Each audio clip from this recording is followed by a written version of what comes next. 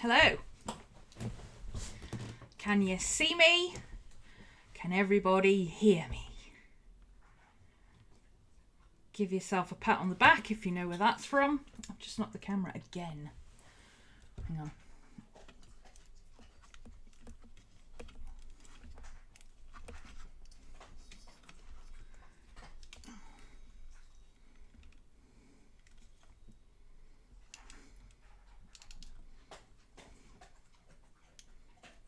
Oh, so much lag.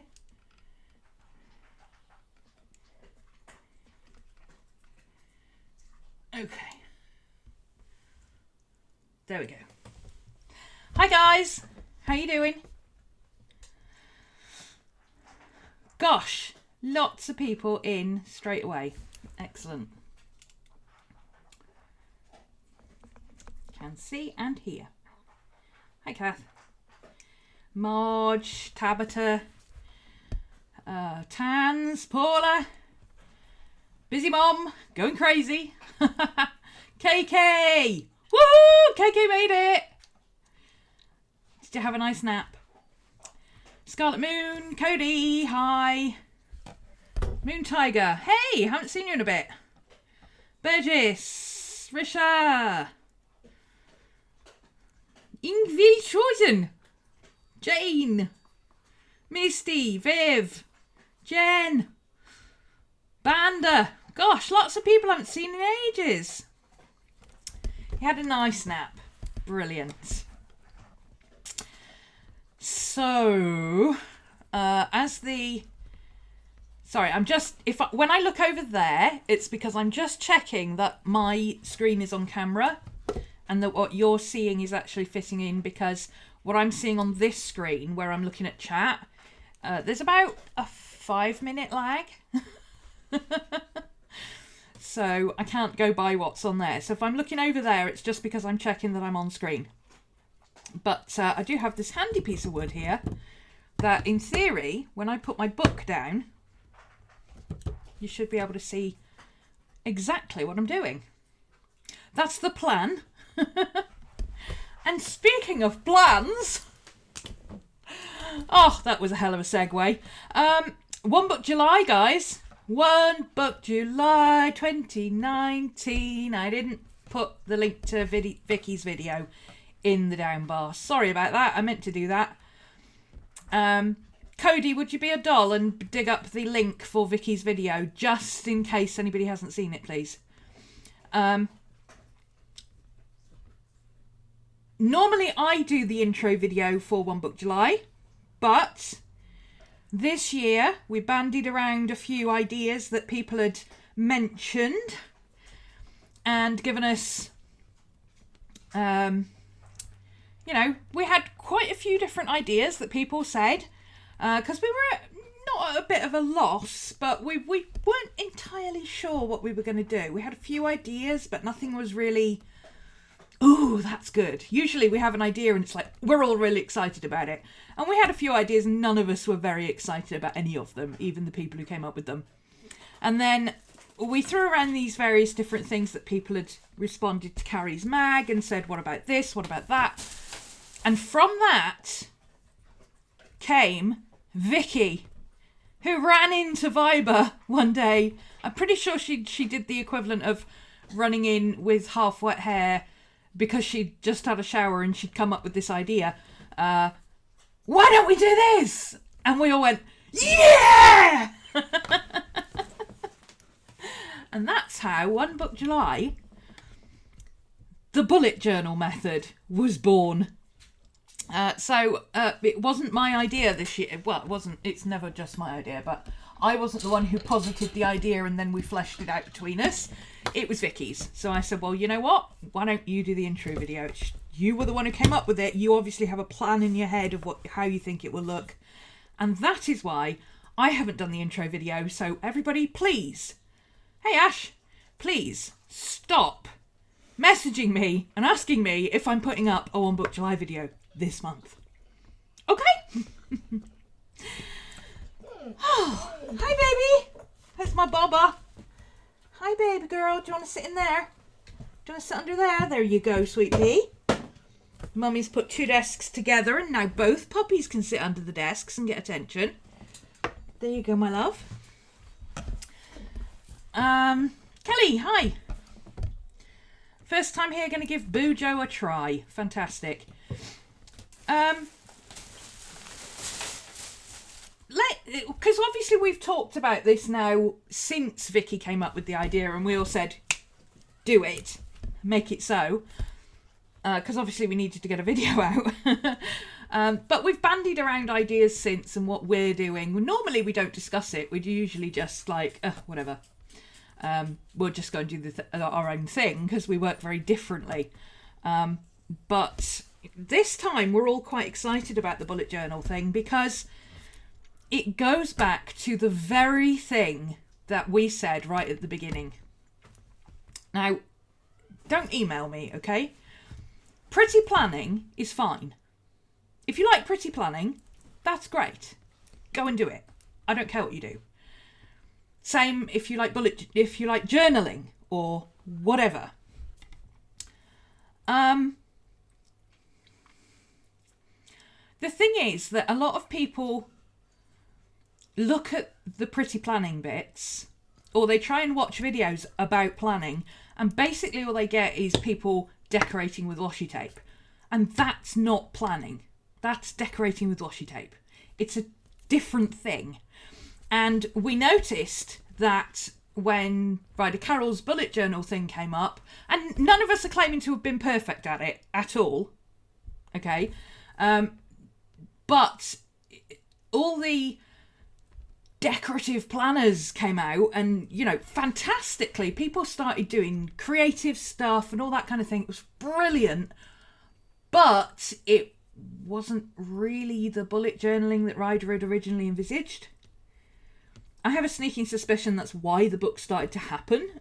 He eventually, and we have all come around to the idea of, oh, I get it. They took the original idea and they just understood it better than we did, and they evolved it quicker. But the problem is people look at all those beautifully crafted boho berry pages. Don't get me wrong, I'm a fan of boho berry. I love watching her videos. I don't want to plan like she does. It's too much. But I love watching her do it. I have no interest in skydiving, but I like watching other people do it. But that's not bullet journaling as in the way I originally understood it. And then when the book came out, I read it and I was like, oh, wait a minute, it's not even a planning system. The clue's in the name, the bullet journal method. I know, okay? But with about 75% of other people, judging by the messages I've been getting, other people missed it too. So we were really excited when the book came out. Well, I was, anyway. I read it. Vicky was kind of like, I can't see what I'm going to get out of it other than what I've seen in the videos. I was like, no. It doesn't show you how to do it. It's not about how to do it. It's about why and what the purpose is, what you're supposed to move forward into, and how to evolve it into your own thing so that it doesn't just end up, oh, look, I've done a beautiful spread. And that's what got her excited about it, and she started reading it, and now we've roped everybody else in. Okay? Yes, it has very much become BuJo, capital letters, is the decorative, artistic, pretty brush lettering, all the fabulous stuff that you see in videos. I love it. I just don't want to do it myself. I don't want a planner that looks like that. I don't want a journal that looks like that. I don't want my stuff to look like everybody else's. I'm already an artist. I'm already sketching. I'm already keeping a journal. I don't really need to add another thing to do to my list. What I need is to organise the squirrels up here. And in the bullet journal method, the book Bullet Journaling, about bullet journaling, not BuJo, that is more what I was looking for. It's a way to try and herd the crazy squirrels in my brain so that they sit down and do their jobs instead of, like Ryder says, it's not that I can't focus, it's that I focus on about 6 things all at the same time. That's the problem. So yeah, Busy Mum, you nailed it there. There's bullet journaling, the Ryder Carroll way, and then there's BuJo, the decorative, artistic, beautiful. I love them, but I don't have time to do them, and if I mess it up, it gets immediately abandoned. Thrown in the corner and a half. Right, exactly. I love doing art, but if I'm going to put that amount of effort into something, I'm going to actually make art. I'm not going to mess around in my notebook. For people who need that kind of outlet, it's great. And I'm delighted that so many people have found that they've got a creative outlet in this and they are actually really, really good at it. All these people who have always said, oh, I wish I could keep a journal, but... And now they're keeping a BuJo and they're like, oh, I get it. So yeah, that's a good way of distinguishing it, actually. I'll remember that. The BuJo is the pretty stuff and bullet journaling is the punchy stuff that Ryder Carroll talks about. I'm missing a lot of chat because there's more people in today and everybody's talking. Lots of new subs. Hello, thank you, welcome. It's amazing how we arrange furniture just to accommodate our pets. Well, it's that or have them shout at me every 5 minutes because they can't get in under the table. Cody's avoiding videos because she's happy with her bullet journal at the moment. Yep. If you're happy with what you're doing, keep doing it. We've always said that. But it is a way to look back at what you're doing and review it and say, well, is this really working? So it's just that opportunity to take a breath and look back at you've been doing it now since May, have you? So you've got several months that you can go back and look at and go, okay, this wasn't working. Am I still doing it? This is working. How can I improve it? You know, all that kind of stuff. You've got a really nice way to be able to look back at it and review it. I have put my reading schedule up, yes. If you follow me on Instagram, or I think I posted it here in the community. I'm not sure. I really ought to post it in the One Book July community as well. I've put up my schedule for reading, which is started this week. Now, obviously, if you're behind or you want to start Monday or whatever, or you want to start today, totally up to you. What I'm doing is rereading the book. The book. Let me see if that's on camera. Well, it looks on camera there, but it's not on camera there. How weird. Okay. There we go. So as long as I keep it between those two bits, you can see what I'm doing. I have broken up the list into what made sense to me. It just helps people to kind of have an idea of what they're going to do. So, you know, the introduction is pretty quick to get through. I'm doing that in 2 days. I started this one today. And then the more nitty gritty is I'm doing 1 day on each one so that I can read it, look at it, review it, put it into practice. And what I'm doing with this, and I found it really useful, I'm an audio learner. Well, I have to really understand, but to listen and remember, I have to listen. I don't spend a lot of time writing notes and stuff. I used to, in lectures, use the handouts to scribble notes on and add points, and, you know, I do things like this, where I know what these mean, these blocks and underlines, and what it means if I've circled something. And I do that. And then I immediately, after the lecture, would go and review it. I would reread everything while it was fresh in my mind. Go, oh yeah, that bit, that related to, yeah, I had an idea about this. And I'd write it all down. And then a few days later, I'd come back and I'd review those notes and condense them down. Because I didn't have the same... I didn't have... there's the special edition and the regular edition, and for some reason the regular edition says plan, so I changed it.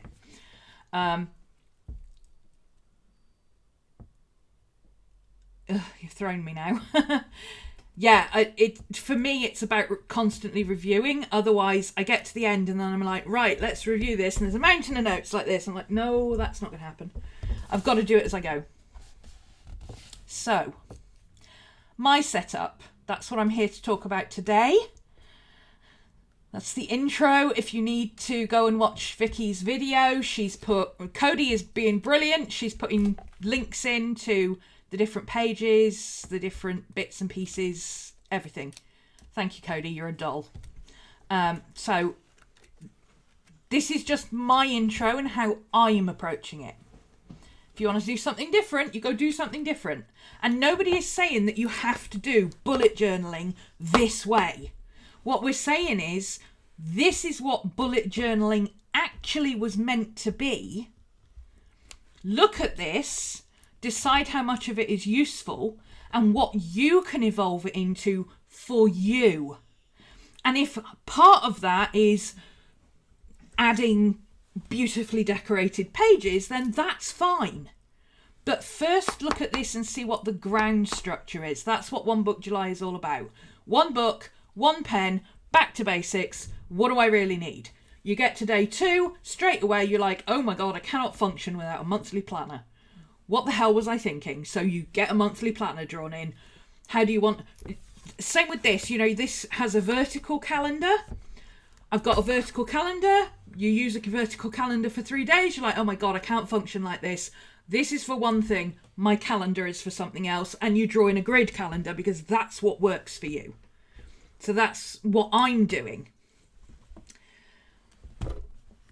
If you are one of those people who really wants to do the BuJo stuff, the pretty decorative, artistic bits, what I call the boho berry method, because she's one of the first people who started doing that. Her and Tiny Ray Sunshine and the other girl whose name I can never remember. It's like a blank spot. They used to do a challenge. Their pretty version, where it's all beautifully laid out and everything else, if that's what you want to do and you already understand all this and you've looked at it and you've done it and the basics are there already, great. Get on with your creativity. Take the month to really push yourself and see what you can do. Yeah, my squirrels are very easily distracted.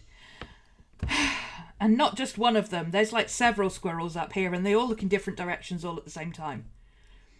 This is why this appeals to me, because Ryder has ADHD. I don't have ADHD. I just focus on too many things at once. Decade 30. Thank you. That's the girl. D. Yes, that's the other girl. Her and Boho Berry and Tiny Ray of Sunshine were the first 3 that really brought the beautiful way of BuJoing to the community. And it really took off and lots of people loved it and it's great, but that's not what this is about.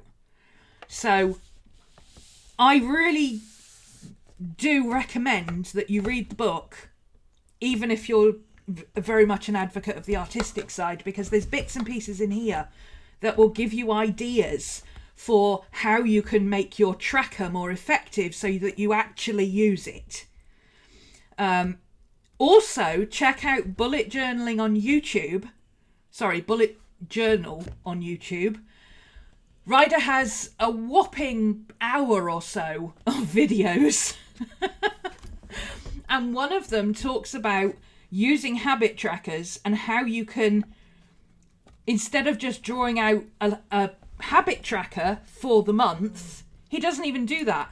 He uses a column in his calendar and he says, right, I aim to do this, this and this, this and this every day. And after the first week, he found that he'd done 2 out of 3 on each day. So he used that the following week to recreate and said, right, okay, Monday I did that and that. So this week I'll aim to do that and that.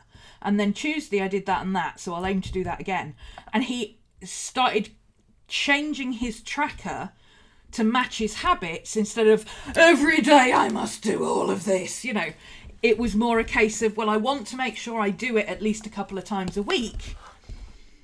And I just want to make sure that I'm tracking that I have done it and using that to inform my habits.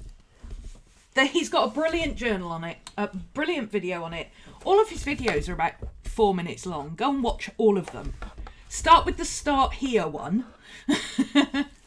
And then if you're already doing some form of bullet journaling, use the starting a new book one. Even if you're not starting a new book, set it up. You're starting a new system. So start with that and then watch the others, because he's got so many tips and they're so simple. So simple. He had, there was one, one of the reasons he says he uses just one book. One book, check it out.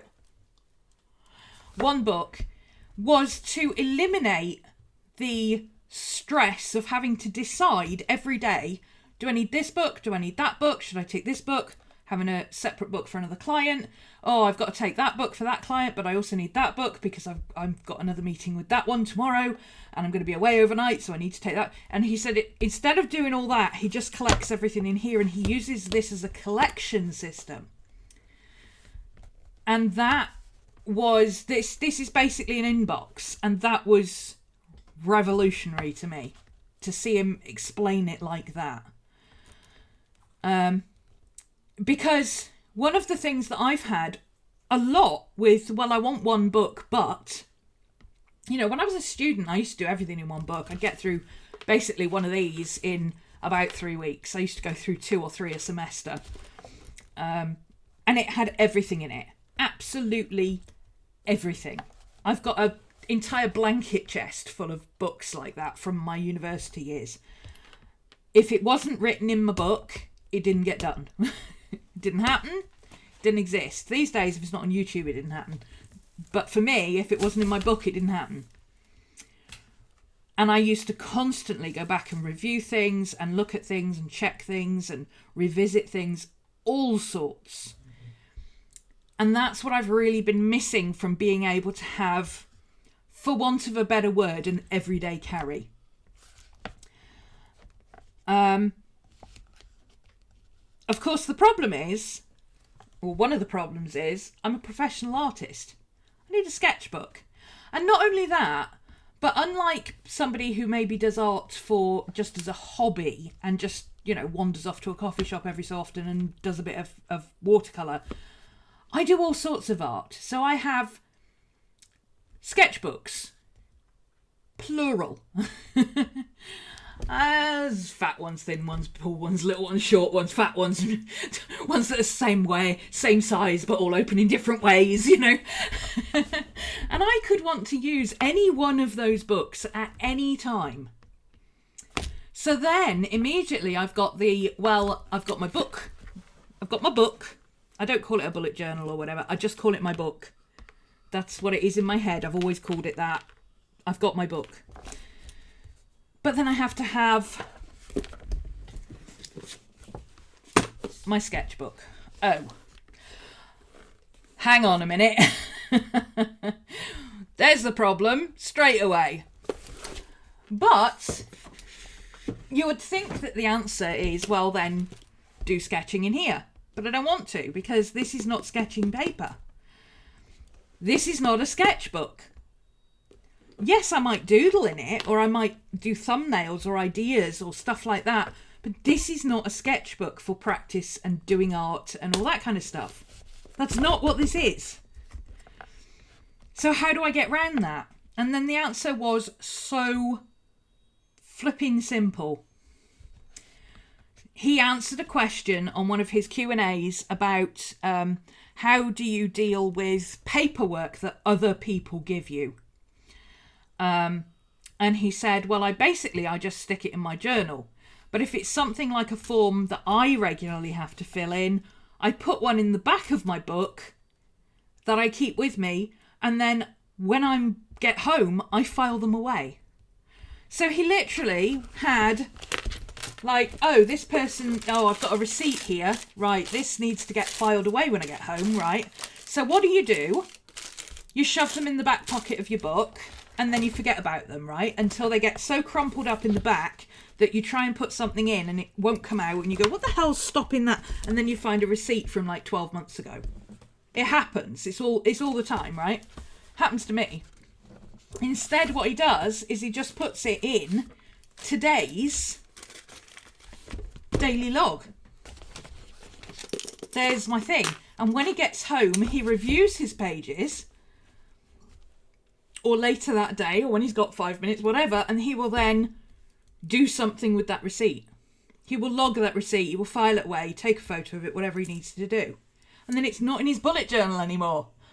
And I thought, whoa! I could do that with sketches!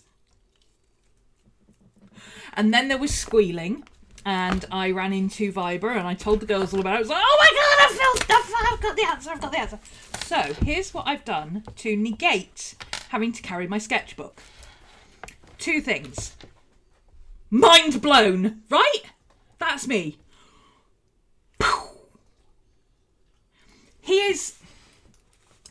I'm a bit of a Ryder Carroll fanatic, because for me, I'm not saying for everybody, just for me, he's like the analog version of Steve Jobs.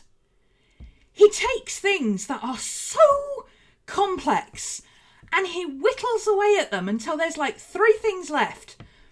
And you go, yeah, but what about such and such? And he goes, well, just do this. And you're like, why didn't I think of that? Right? Why didn't anybody else think of that? Why? The iPhone was born from Steve Jobs getting frustrated at pressing multiple buttons. And he said, wouldn't it be easier if the keyboard was just on the screen? And hence the smartphone was born. And the touch screen. Oh. And for me, Ryder is like the analog version. If there is an easy way of doing something, if there's a lazy way of doing something, I will find it. If there's a better, simpler way of doing something, Ryder's already found it. So here's my solution. Are you ready? It's revolutionary. So in the back of my, because I'm paring down, I'm not BuJoing. I'm not doing the artistic BuJo. Okay? I have a sketchbook for that. I want to concentrate my artistic efforts on my sketchbook. That's where I should be working. That's where I should be practicing. I have a separate sketchbook. That's where that's going to happen. However, when I'm out and about, I tend to go to coffee shops and I do stuff and I write notes and I listen to podcasts and I write things down and stuff. And then 9 times out of 10, I will want to just sit and chill for a bit. And when I sit and chill, I want to draw. I don't want to draw in my sketchbook. I don't want to draw in here. This is not a sketchbook. I don't want it to become a sketchbook. I don't want to have lovely pieces of stuff that I've done. I go, oh, I really like that. I might have, I can't do anything with it because I can't tear the page out. Well, I could tear the page out, but then I mess up my bullet. I don't want to do that. Loose leaf paper. I know, it's so bloody simple, right? Why didn't any of us think of it before? So, in the back of my book, I've got I like the Midori paper, but the Midori paper doesn't fit in the moleskin. So I used some passport. I just literally undid the staples and pulled out a passport page. Now it's perforated, so it's perforated here, and then it's got a 1/2 inch gully, and it's got perforated again. If I want to use that as one piece, all I've got to do is stick a piece of washi tape across the back, and I've got one piece of paper. When I get home, I can put this in my sketchbook. Right? It also doubles as extra writing paper if I should need it, but I'm trying to get into the habit of writing everything straight into my bullet journal. I'll show you how I'm doing that in a minute. I also took some pages out of an actual moleskin sketchbook. Now, to do this, I had to cut it down a little bit. What you basically have to do is, the rounded corners here, you have to cut it from the bottom of the rounded corner on both ends, and then it will fit into here.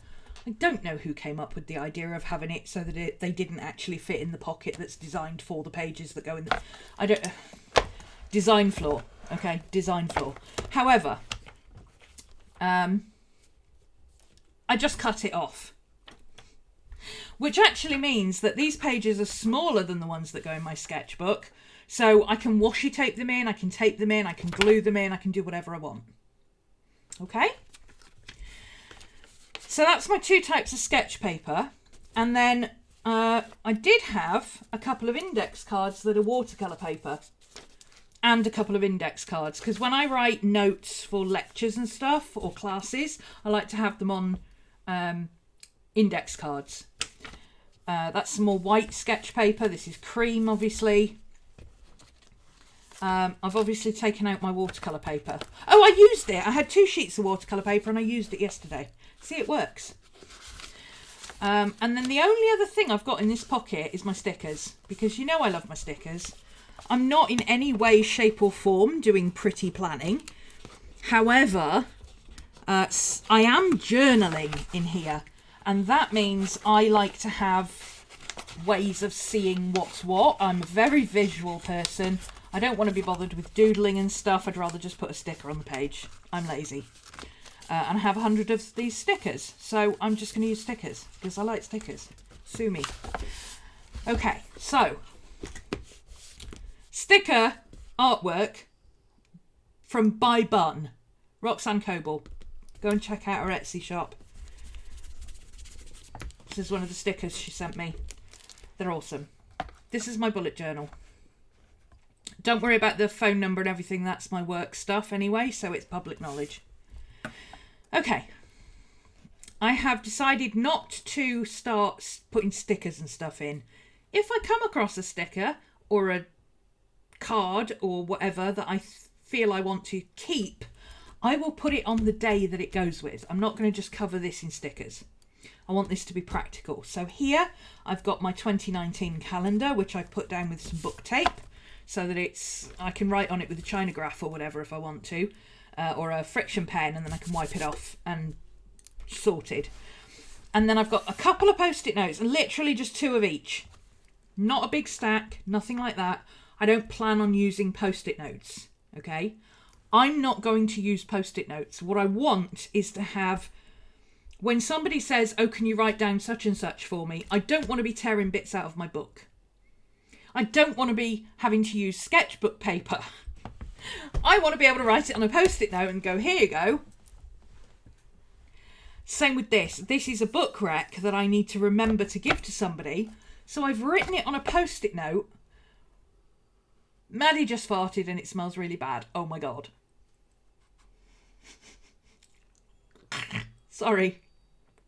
Whoa! Can you see green smoke coming up anywhere? Wow!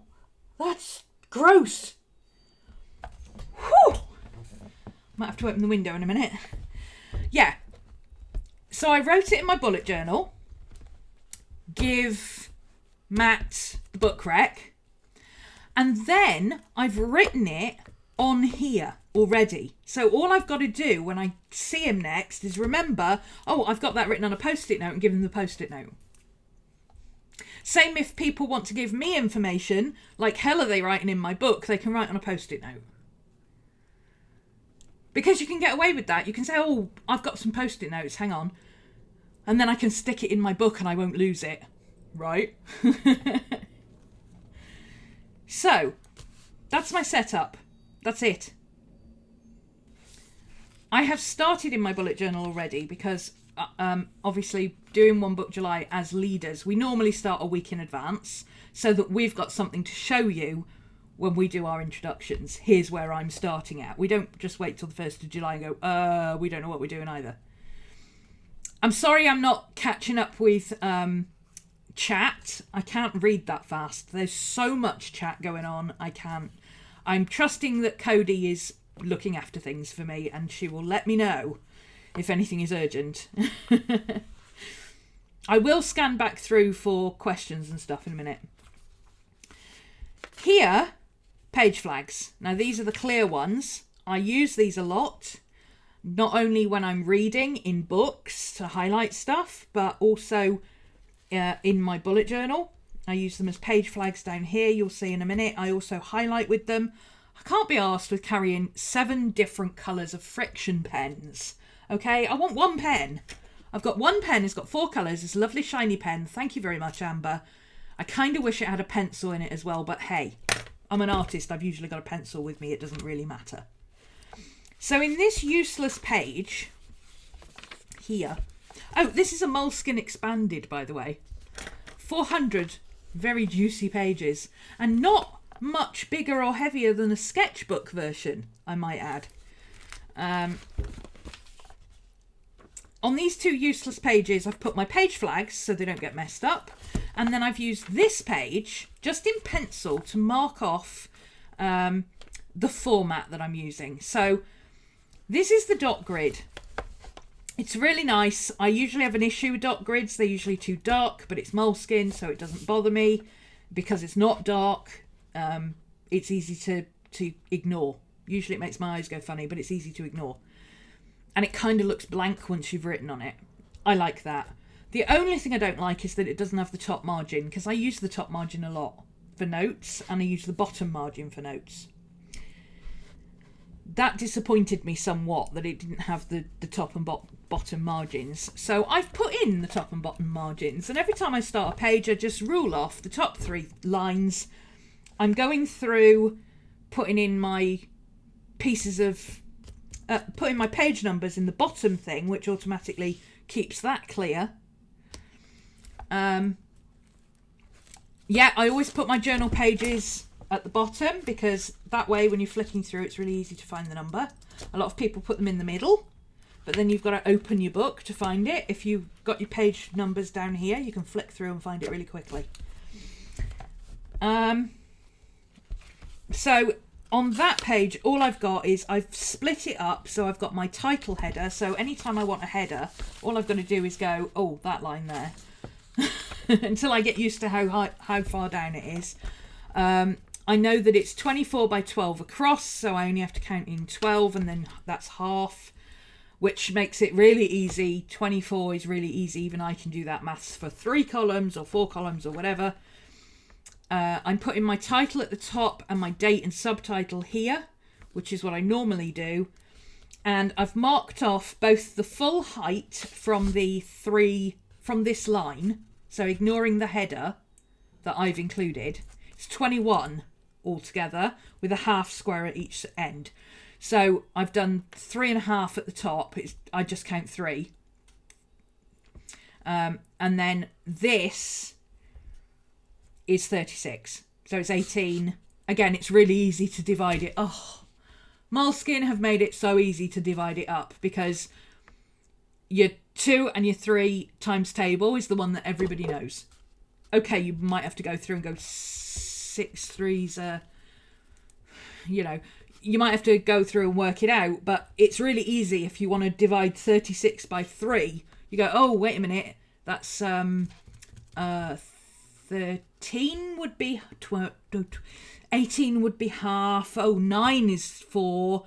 It's really easy to figure it out, what that's going to be like 12. Even I can do it eventually.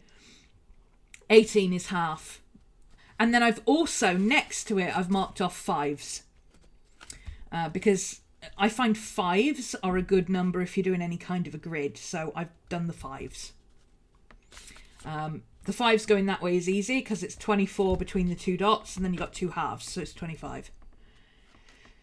Okay, so that is just my... And I'll write in these as I find I use them a lot. I'll mark them in so that they're really easy to find. And like I say, putting that in there protects my page flags from getting messed up. So,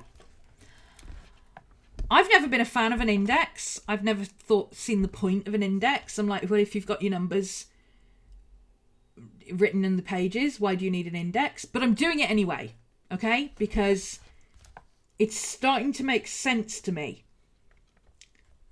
Because I've realised how it works.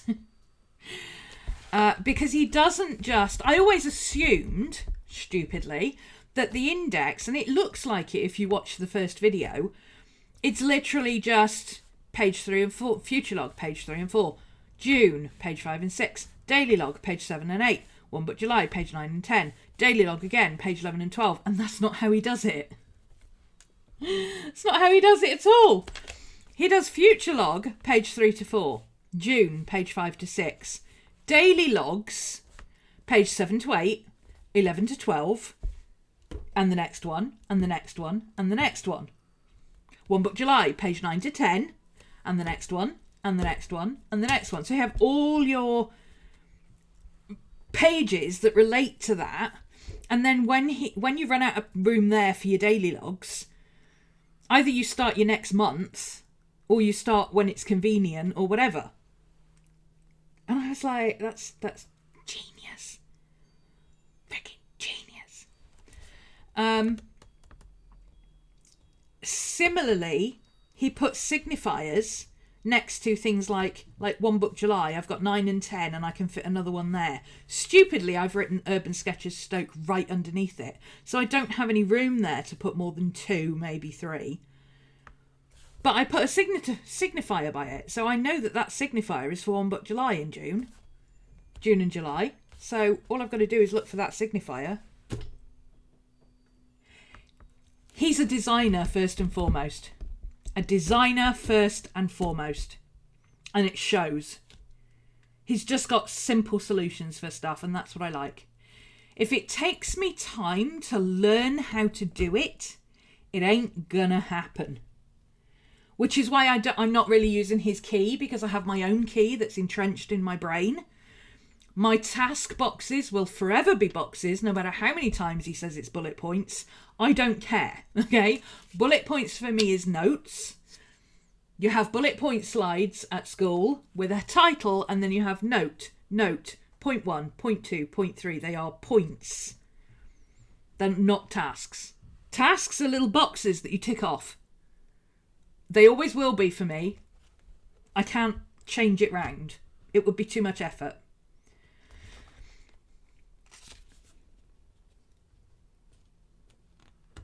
So, I've got my index. I have small writing, so I've only put 2 pages for the index and I've cut them in half. I think that'll work for me. I think this book will last me either 3 months or 6 months. I don't know, because I've never used one this chunky or this size or this style. I've never used a dot grid in a moleskin. I know how long a lined moleskin would last, or a check moleskin, but I don't know about the dot grid. I have no idea, and I'm using a different system. It'll last me more than 1 month, which is good, but it might only last me 3, which is fine. But I didn't want to go crazy with this. Similarly with my future log, I don't need to have this year and next year in my future log, because I doubt this book will last me into 2020. So what's the point? In fact, I almost only put 1 page in for the next 3 months. And I thought, well, I could just use this for 6 months up to Christmas. And if I'm like, I get to Christmas and I'm actually only halfway through my book, then fine. I'll start again at this point. I'll put in a tab and I'll say, okay, this is where 2020 starts. And I'll start a new index and a new forward plan. And I'll start from January the 1st. See? I like it. That's going to work for me. And if I get to the end of December and I find I need January and I'm right here, then I'll just put another page here for a future log, or a couple of pages for like January, February, March, and I'll write those in the index here, future log 3 to 4, and then I've added, 397 2020 future log or whatever. So that's that. My future log I haven't set up yet. I'm considering, I haven't read the section in the book on future log yet. I need to look at that and digest it. I don't really have a lot to do with future log, so my plan for this right now is to basically just write in pencil for now, or stick post-it notes on it and write on the post-it notes, and then when I work out how I want to do it and what's going to work, and see if he's got any little gems on working with a future log, then I will do it. So I'm coming back to this. I only started this on Monday, and I've deliberately not set it up. Everybody's so keen to, I've got to set up my bullet journal. But setting up your bullet journal is the BuJo artistic way of doing it. Of course you need to set up your bullet journal in advance, because you're going to have a front page for July. and then you're going to have a calendar, and then you're going to have a weekly section, and then you're going to have dailies, and then you're going to have the habit trackers and meal trackers and this and that, because that's what you're doing. That's not what I'm doing, so I haven't done any of it. I will add things as I go. I'm sticking true to the book. That's what he says. Stay true to the book for 2 to 3 weeks at least, preferably 2 to 3 months, and start developing it for yourself as you go. I will come back to chat in a minute. I cannot follow all of that. I'm sorry. We'll be here all day if I stop and chat. We're already at 10:02 and I'm only on the future log. I'll come back and do questions later, okay? So future log I'm going to work on. So then I've got June. Now, because I'm doing the end of June, normally what I would have done is done the whole of June and rewritten stuff. I'm not doing it. We don't rewrite stuff. We don't need to rewrite stuff. So I've just started from the 21st of June. I actually started on Monday, but for me, working from Litha is a good cut-off point. So I've worked from Litha forwards. And normally this would be separate pages. This would be all of June, and there are 36, 37, 38, 39 dot lines all the way through, down. There's 40 dots, 39 lines. So you can fit an entire month in this one, which you can only do that in the lined one on a 30-day month. On a 31-day month, you have to use the very last line, which is not big enough. So obviously for July, I will have the whole of July. I will have my astrology for July. I'm not going to put my monthly task list. I'm going to do my monthly tasks as separate, and I'll tell you about that in a minute. But for June, I've got the rest of June. This is my calendar, which I haven't written in. I need to put that in there. I've got my astrology, and then I've got my monthly tasks. Now, he talks about monthly tasks as being your ongoing task list. And your daily tasks are stuff that crops up throughout the day. Not stuff you need to do today. That's this. That was a bit of a revolution for me as well, because one thing I've noticed with my bullet journal up to now is that it just became something that I would constantly use as a stick to berate myself for, oh, look at all the empty boxes of stuff that I haven't bothered to do it yet again this week. Oh, look, I've carried this forward 4 weeks in a row and I still haven't got round to doing it. And it just became one of those things that the more I looked at it, the more I was like, oh, I don't care. I haven't done it for the last 4 weeks, so I'm just going to carry it forward and do it next week. What's another week going to matter? Whereas here, it's in June, and I'm looking at June and going, crap, I've only got like 4 days to go. I better get some of this sorted. A lot of this has been done. I just haven't marked it all off yet because I've been going through stuff. So some of this has been started. So like reread the BuJo method for One Book July. Started 24th of the 6th. So for that, because I'm using boxes, I'm going to use... Now, I think this is Boho Berry's method. I think she started doing this, and I thought, oh, that's genius. I'm going to do a half box to show that I've started it. And then when I finish the book, I'll come back and fill it in. And I'll put the end date. So that way, I don't need to have a separate thing for books. I don't need to have a list for books. A list of books doesn't add value to my bullet journal. It just makes me feel guilty that I don't read enough. I would rather just have, this is my aim this month, I'm going to read this book. And the worst that can happen is next month I get to put, finish that book, right? That's incentive to me. That makes me feel better about it than if I've got this list of 45 books that I'm never going to get round to reading. I don't need a list of books. It's all in Audible. It's all on my app. So that's another thing I've taken away from the bullet journal method is if you already have the list, you don't need to put it in your book unless it's going to be of use for you to do it. So I spent time instead going through my Audible, which is here.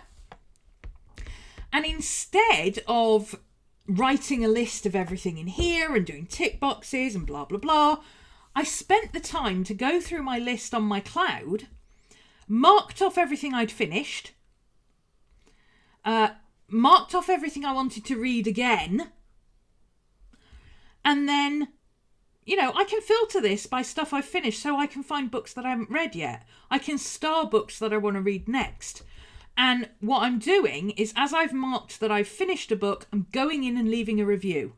And I'm updating my Goodreads at the same time. So instead of having a massive list of books in my bullet journal, that I can guarantee you, because it's happened several times, I will write out this book, list of 45 odd books. And I'll think, oh yes, that'll be lovely. And I'll use it, and then I'll see how many books I've got, and I'll start reading properly, and I don't. I just don't. I don't look at it, because the idea of reading 45 books is daunting to me. Even as audiobooks, it's daunting. Because I'd rather listen to My Favourite Murder. I'm sorry, but I would. So, even if it's a book I want to read, like the My Favourite Murder book, I'd rather listen to a podcast. Because a podcast's going to be over in an hour. A book is too much commitment. I would rather say I'm going to start reading this book this month and have it as a one thing that's on my task list. So that every time I look at my task list, I go, oh yeah, I'm rereading that book. Oh, I've got some time today. I'll sit and read a chapter of that this afternoon. Instead of constantly going, I've got 46 books. I've got 44 books. I've only read 2 books this month. I better read another one. And then it feels like a chore. That's another takeaway from the book. If it feels like a chore, it's not working. Stop doing it. That's all he said. And I was like, you know, what did they call it? The dawning light of realization? Oh, yeah, something like that. So, yeah, I'm using my apps to organise pre-existing lists. So I'm not going into Goodreads, which I use also.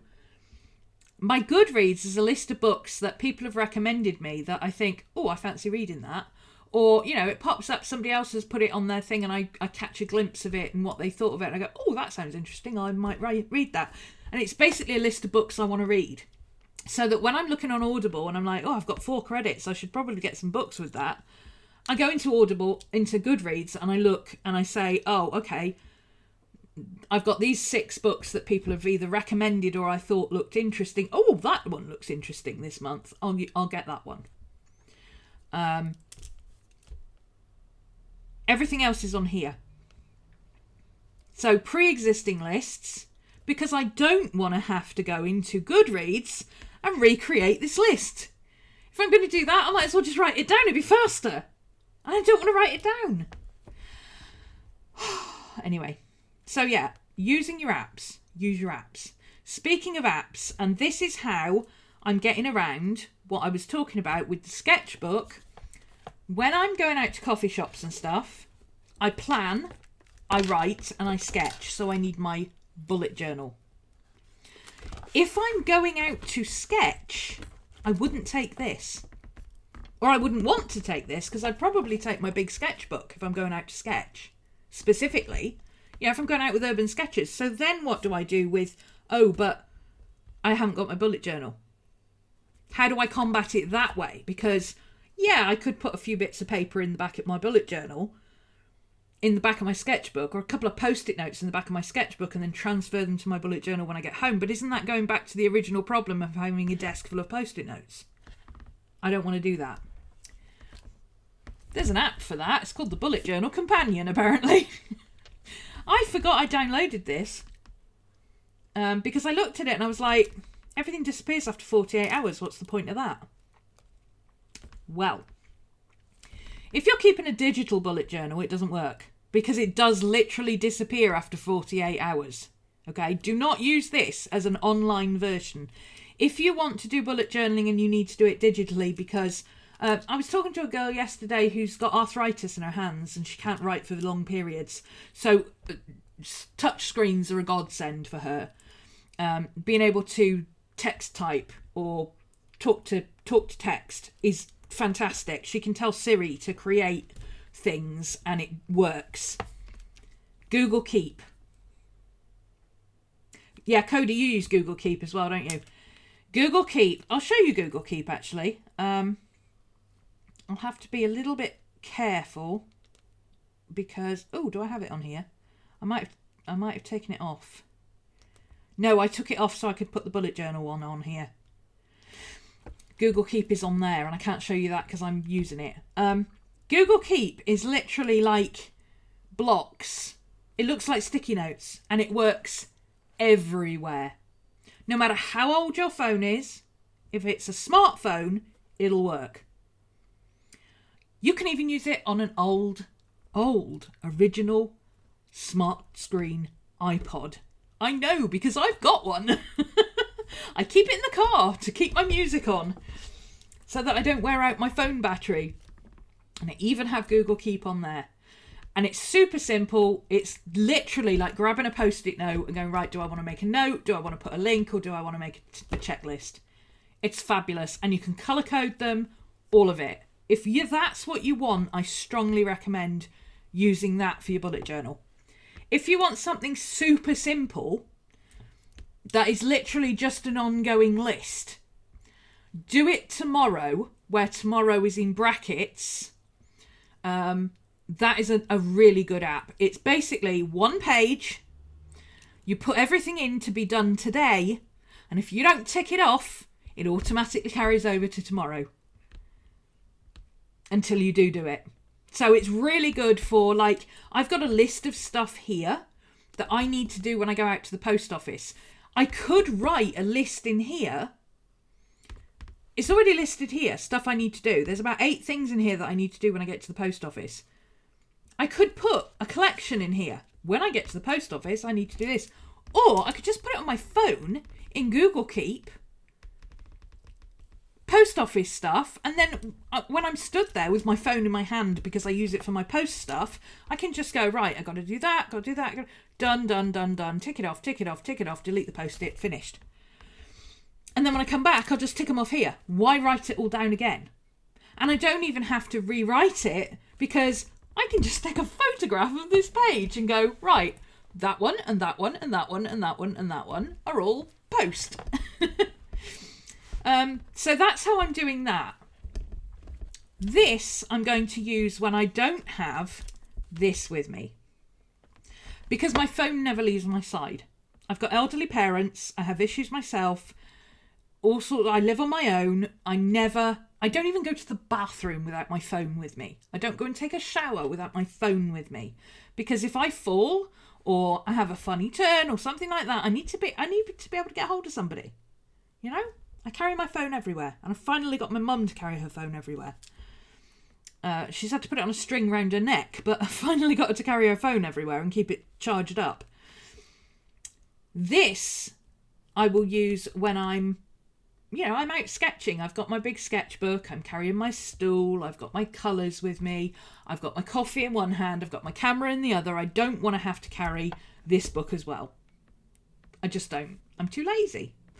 But I'll have my phone with me because I use my phone to take photographs and texts and phone calls and everything else you use a phone for. Obviously, my phone goes everywhere. So I can use this just as, I must remember when I get home I got to order the dog's dog food for next month. Straight into the log, task, order dog food. Actually, I need to do that. So order dog food for July. Done. So what I like about this is that in your reflection section, you log stuff. The store is just their shop. You've got a guide for how to use it. You've got the articles and library, which is all the extra stuff that Ryder's written, and then all the community stuff that people have written on Bullet Journal blog.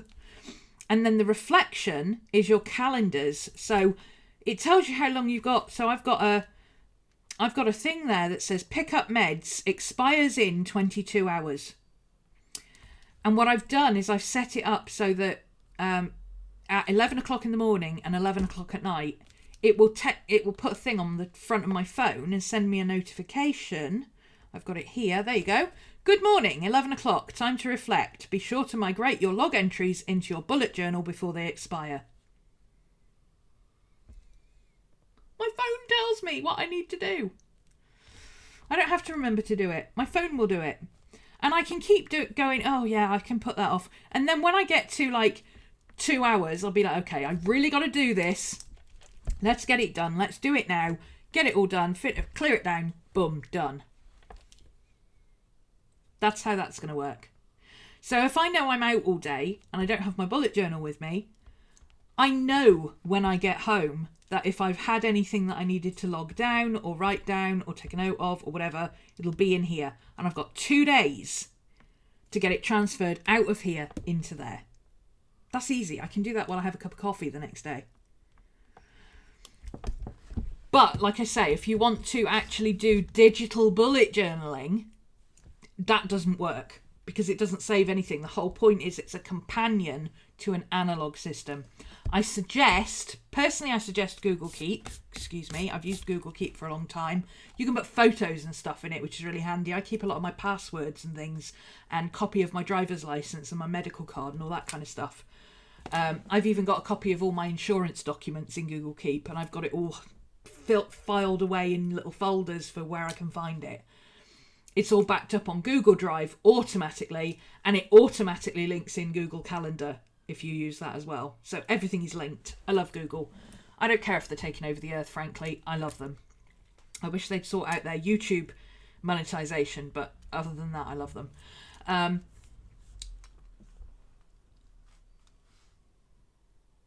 Yeah, Google Keep.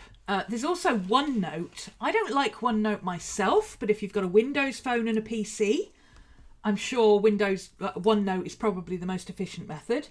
There's GoodNotes if you want to have a digital version of an analog calendar, or if you want to type, you can type in it just as easily. But, if you've got the iPad and pencil, no reason why you couldn't do that. There's Evernote, yep. There's, what's the Android one? Wunderlist is brilliant because it's just a list of things. There's several. If you want to do digital bullet journaling, make sure you are following Mimi, Everyday Awesome TV. Are you here, Mimi? I'm sure I saw her earlier.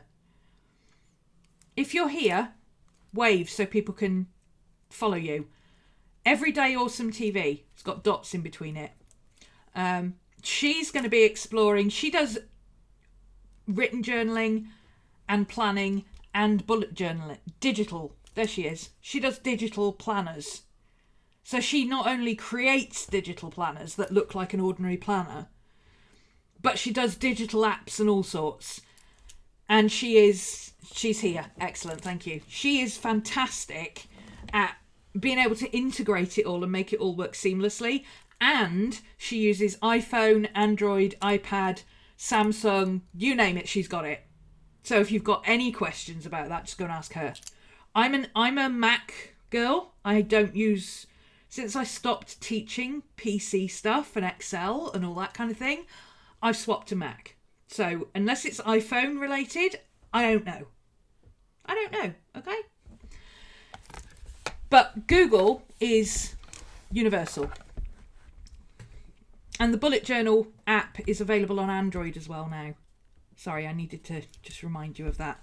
The problem with this is that I'm not following my list I carefully created. So, page flags. I'm a lefty. Despite the fact that I write with my right hand, I am actually a lefty. I want to be able to just open my journal wherever. So I use thumbtacks. I don't use these things, bookmarks. So my red is my important one. That's my One Book July stuff. My yellow is for this month. And my purple is for today. My bookmarks, I may or may not use them later on when I've used more of the book, but at the moment, one's marking my my Urban Sketches stuff, and I might use this one. I'm going to do a list of videos. The only thing I need to track is my video uploads, to make sure that I've backed them up. So I might use that for that. But I don't use bookmarks. I don't like bookmarks. I might even take them out. Sacrilege! I know. So, the thing I like about these is I can move them anytime. And if they look tatty, I can take them out and put a new one in. You can't do that with a bookmark. You just can't. I'm sorry. I do like the idea, since I think somebody mentioned it, I do like the idea of doing this on the iPad. And I do have an iPad and I do have a pencil. I got it for my birthday. I'm a very happy girl because I've literally just upgraded from my very, very, very old, archaic 2013 Samsung original Note 10.1, okay, with stylus. That's how long it's taken me to upgrade. 6 years is a long time in technology. I still have an iPhone 5S, come on. But I finally got an iPad. But what I find is I use it a lot more for watching videos and doing this kind of stuff, like watching chat and stuff while I'm filming, watching videos myself while I'm doing something else, and sketching. I don't want to take up a monstrous amount of space or iCloud stuff or whatever with this kind of stuff when I need my memory on there for sketching. I'm trying to keep iPad as minimal as possible. I'm not even uploading anything to it. I've got one game on there that I play a lot, and everything else is, I don't know why, but it keeps, every time I update my phone or I try an app on my phone, it puts it on there, and I'm like, why are you doing that? I don't understand why it does that. I don't know how to stop it doing that either. So I end up deleting apps all the time off it. I have the 9.7 student iPad. It's not an iPad Pro, but it's the little one that works with an Apple Pencil. It retails at £320-ish. I bought it off one of these community sites where you can get a deal if so many of you sign up, and I got mine for £250. And then, I keep spitting, sorry. And then I got my Apple Pencil, the best words on eBay. Unwanted gift. Anything you want, if it's something like that and you want a decent one but you don't want to pay full price for it, or you can't afford full price, put in what you want. Apple Pencil, Mark 1, version 1, unwanted gift. It was right after Christmas. I got it for my birthday at the end of January. So, of course, by then, people had received 2, received one as a gift, but they already had one, bought a replacement, didn't need it, whatever. Bought one thinking they'd use it, and then the 30 days had gone, so because it was pre-Christmas, so they couldn't take it back, and they suddenly end up all on eBay. I got mine for £40. Should have been 90. Yeah. Half price ain't bad. And she threw in postage for free. It must be nice to be that rich. Well, I think honestly it's people get upgrades. Because if you think about it, most people have their phone on a contract or an iPad on a contract. That's the way a lot of people can afford it. And phone companies are saying, oh, well, get the iPad at this particular thing and we'll throw in an Apple Pencil for free.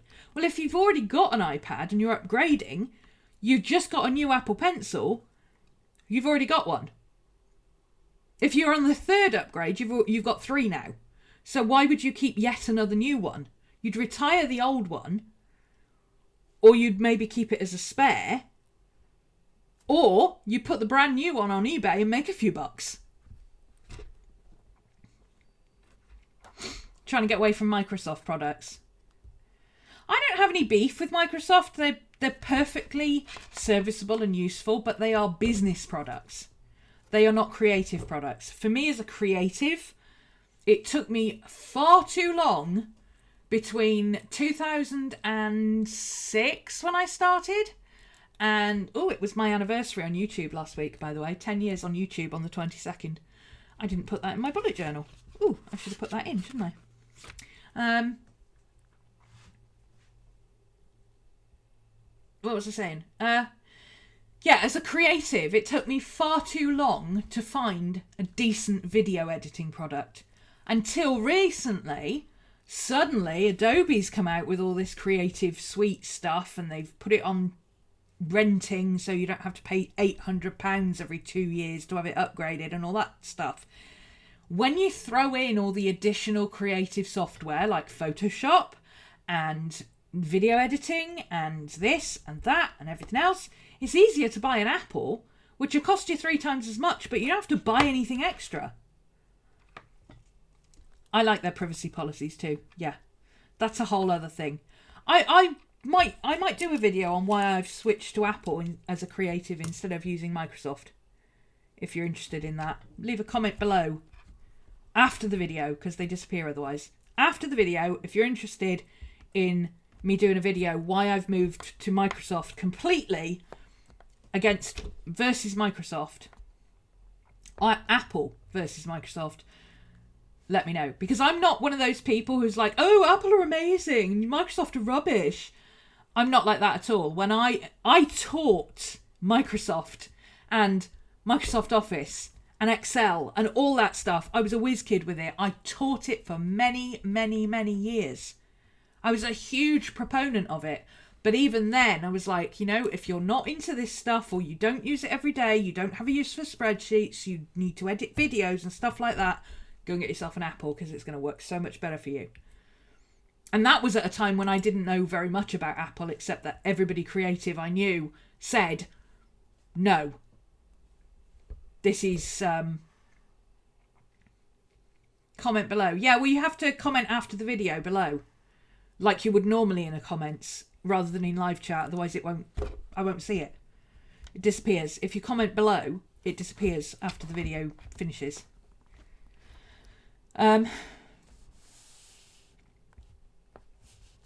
This is a very long intro, but you should expect this from me. I would say,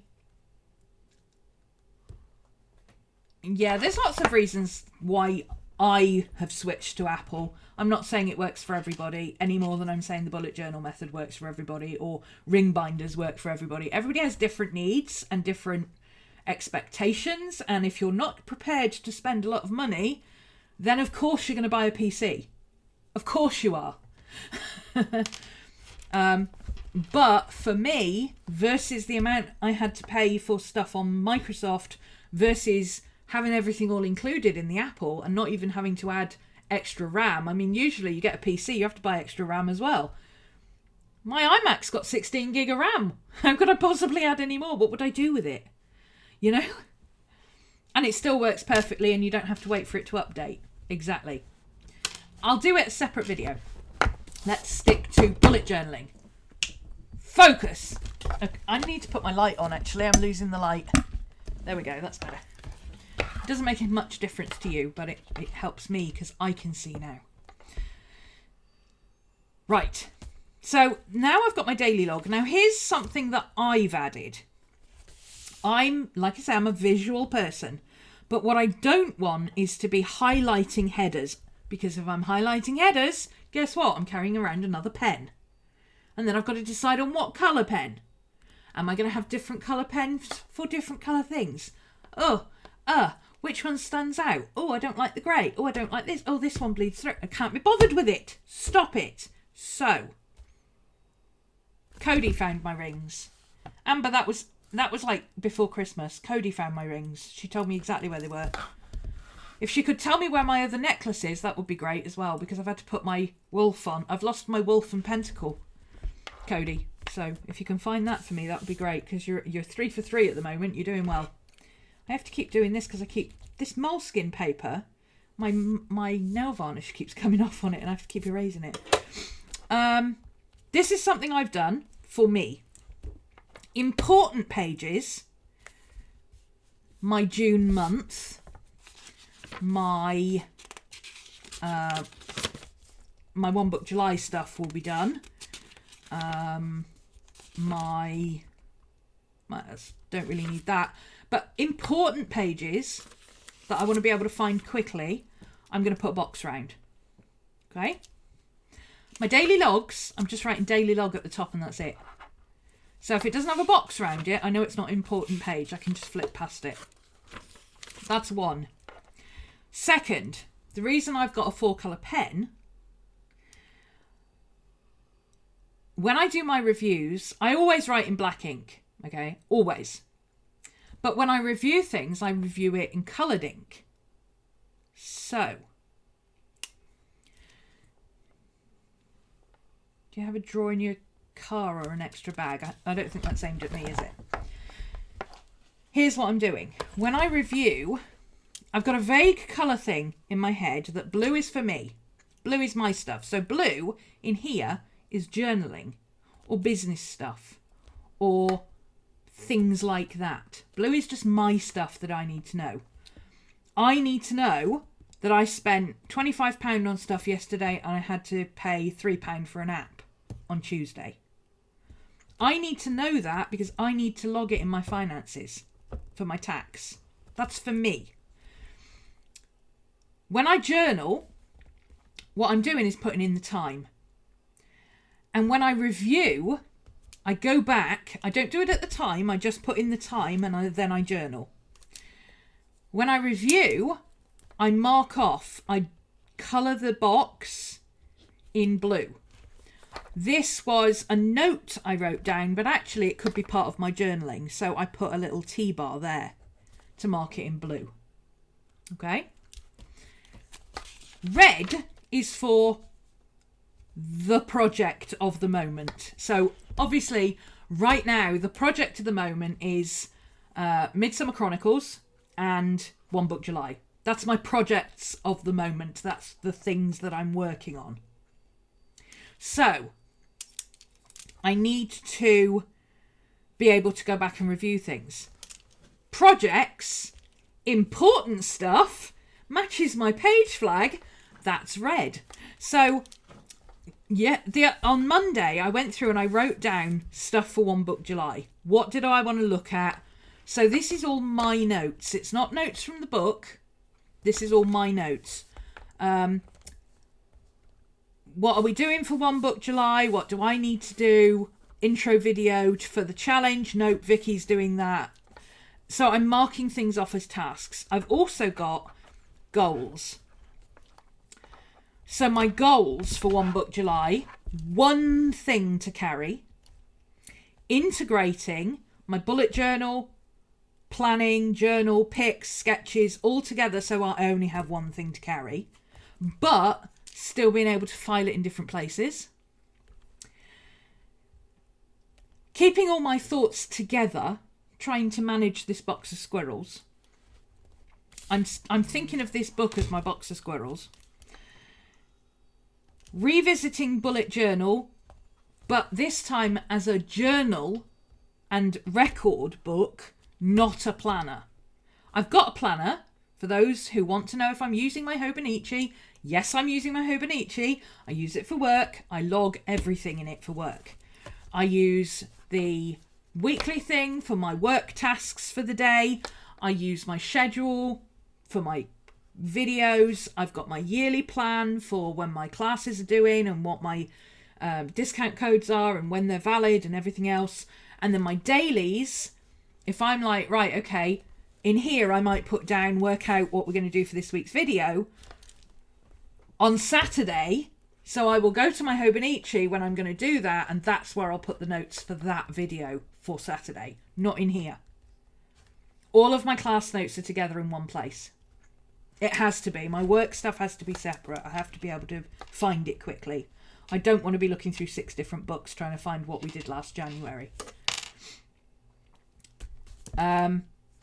So revisiting the bullet journal as a journal, not a planner.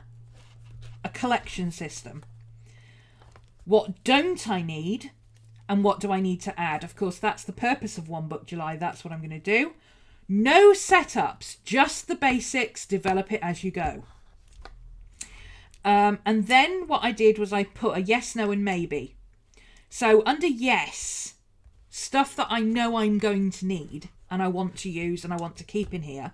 Notes, photos, events, brackets, records of events. Not, oh, I've got a doctor's appointment next month, but I visited the doctor and we've done this and we've changed my meds to this or whatever. Blood test is okay, etc. That stuff. The records. Oof, Miss Maddie, that's strong. Thank you. Journaling. Regular journaling. My art journaling is going in my sketchbooks. Written journaling, I can put it in here. Photos, I can put in here. My witchy notes. So instead of having yet another notebook for witchy notes, my witchy notes are going to be in green. So like this is One Book July, and when I review it, I do it in red. So as soon as I see red on this page, I know I've reviewed it. When I do witchy notes for stuff, writing ideas, coming up with things, when I review them, I'll review them in green. So when I see witchy notes and it's got green writing, I know I've reviewed it already. Visual planning, right? Visual. Blue, daily records, personal stuff, my things.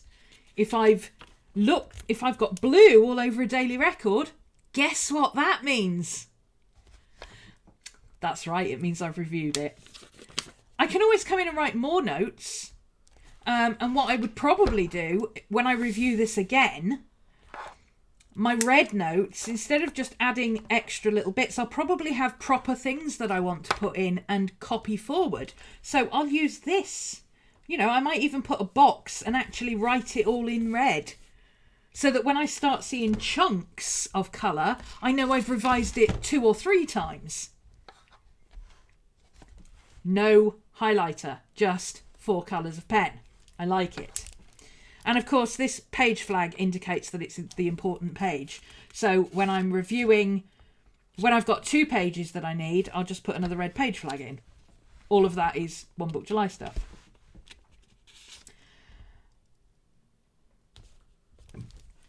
Other things that I want all in one. Basically an Omni journal without the drawing.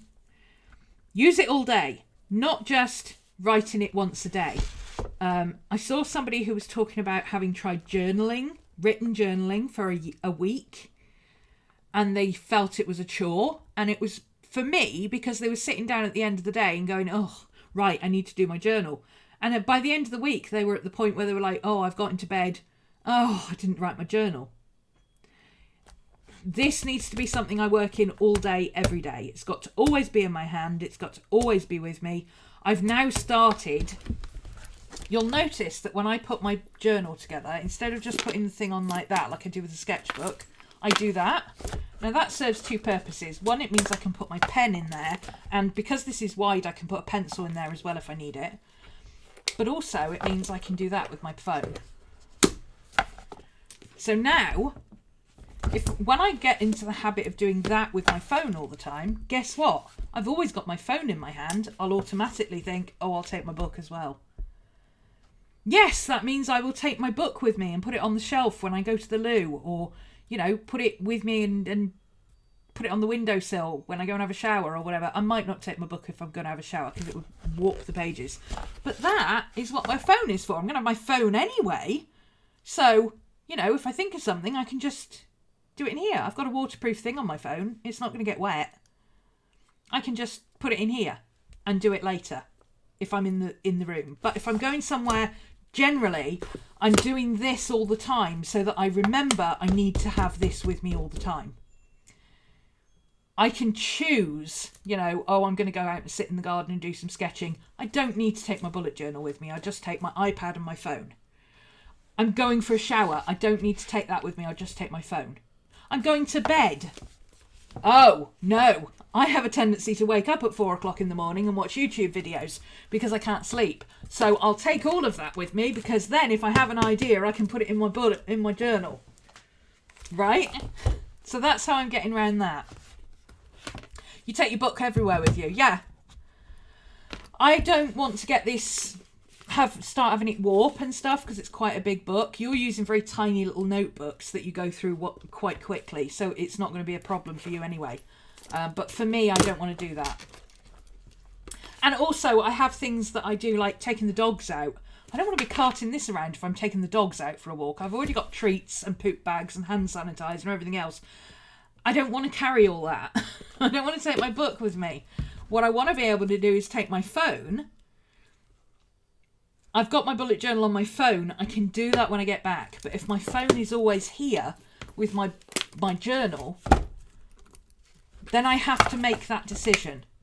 And that's the only decision I have to make. Do I need my book as well as my phone? Most of the time the answer is going to be, oh, just pick it all up and go. But occasionally it'd be like, oh, I'm taking the dogs out, I'll just take my phone. That's the purpose of it. For those who can't quite figure out what I'm doing here, because I learnt this off, I can't remember who I learnt. I think Kent from Oz used to do this when he used to just use a moleskin.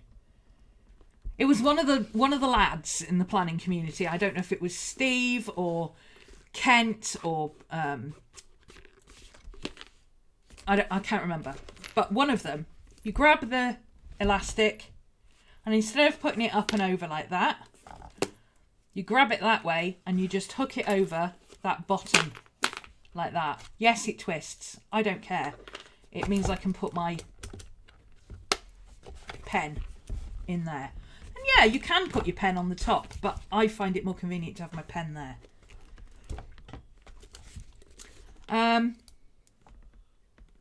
I've also considered putting my pen, because my pen's got a holder, I considered putting it on my bookmark, but I think that would get on my nerves. I don't like the pens that are attached to desks, so I can't imagine that I would like a pen that was attached to my book as well. But yeah, my book will go everywhere with me other than that.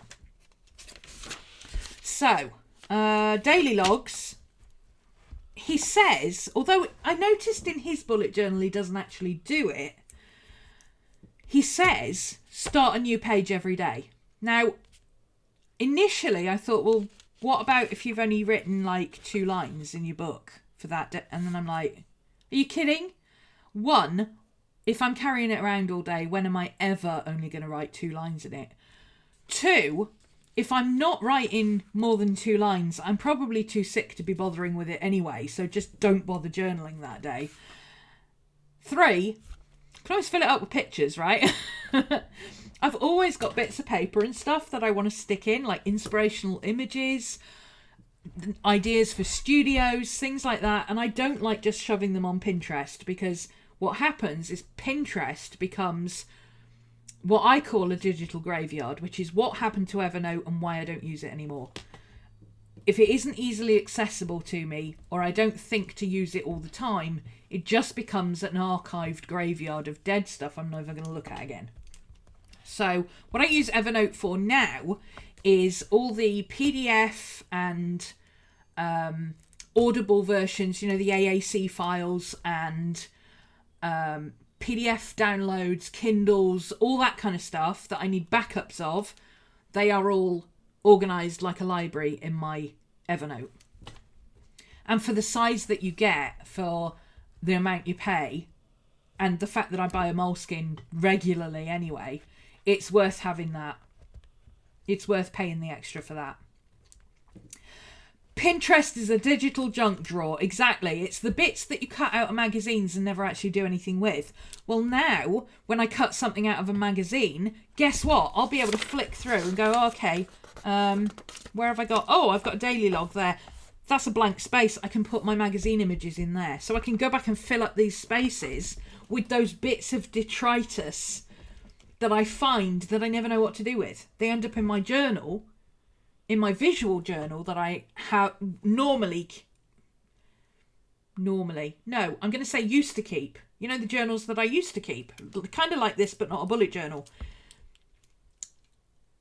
Yeah. He says no, he doesn't say use a page a day. He says start a new page every day. It's about clearing the decks. So tomorrow morning, I sit down with my bullet journal. I don't immediately go, right, where can I squeeze in information? I go, okay, new day, where am I starting? And then you go back and you look for stuff that you need to bring forward or whatever. You make notes, you review. I like this way of doing it because it means I can go back and review stuff. And if I'd had notes to put here, you know, like here. Okay, here's an example of the kind of... Sorry, my voice is going. Coffee to the rescue. Here's an example of the kind of review notes that I might go back and do. This is from Monday. On Monday, I ordered this Moleskine book. So that's here. So on this one, with my blue pen, because it's a review, not just a review of the page, but it's also a book review, which is also useful. So I would literally put Moleskine XP dot, and then I'll do a bullet journal list of what I thought of it. Good value now, which will remind me that when they first came out they were really expensive. Dot's good, but no margin. So that's the thing, no top and bottom margin, but you can put those in yourself if you want them. It's kind of nice to be able to choose if you want them. It's just inconvenient if you wanted them and they're not there, or you expected them and they're not there. The dots are good. Bookmarks are necessary.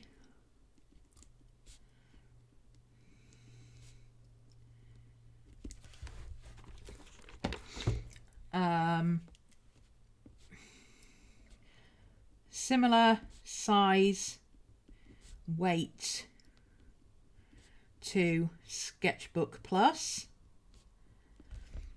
the Art Plus book that I normally use, so that tells me that it's not inconvenient to carry it, which was a concern. What else have I said about it? Good dot numbers. 24 by 36 plus half line margin. Easy maths. This is very important for us art students. Easy maths. Yay. Big happy face. So that's, now when I skip through that, I'll go, oh, I've got some notes there. What's that? Oh, that could be a YouTube video. So as I'm using this book, I'll come back and I'll add more notes to this. You know, if I get halfway through it and spine starts falling apart, I'll come back and I'll write in here about it. So I can use this for reviews. I can do like I did yesterday. I can just put a bit of journaling. These are journal bits.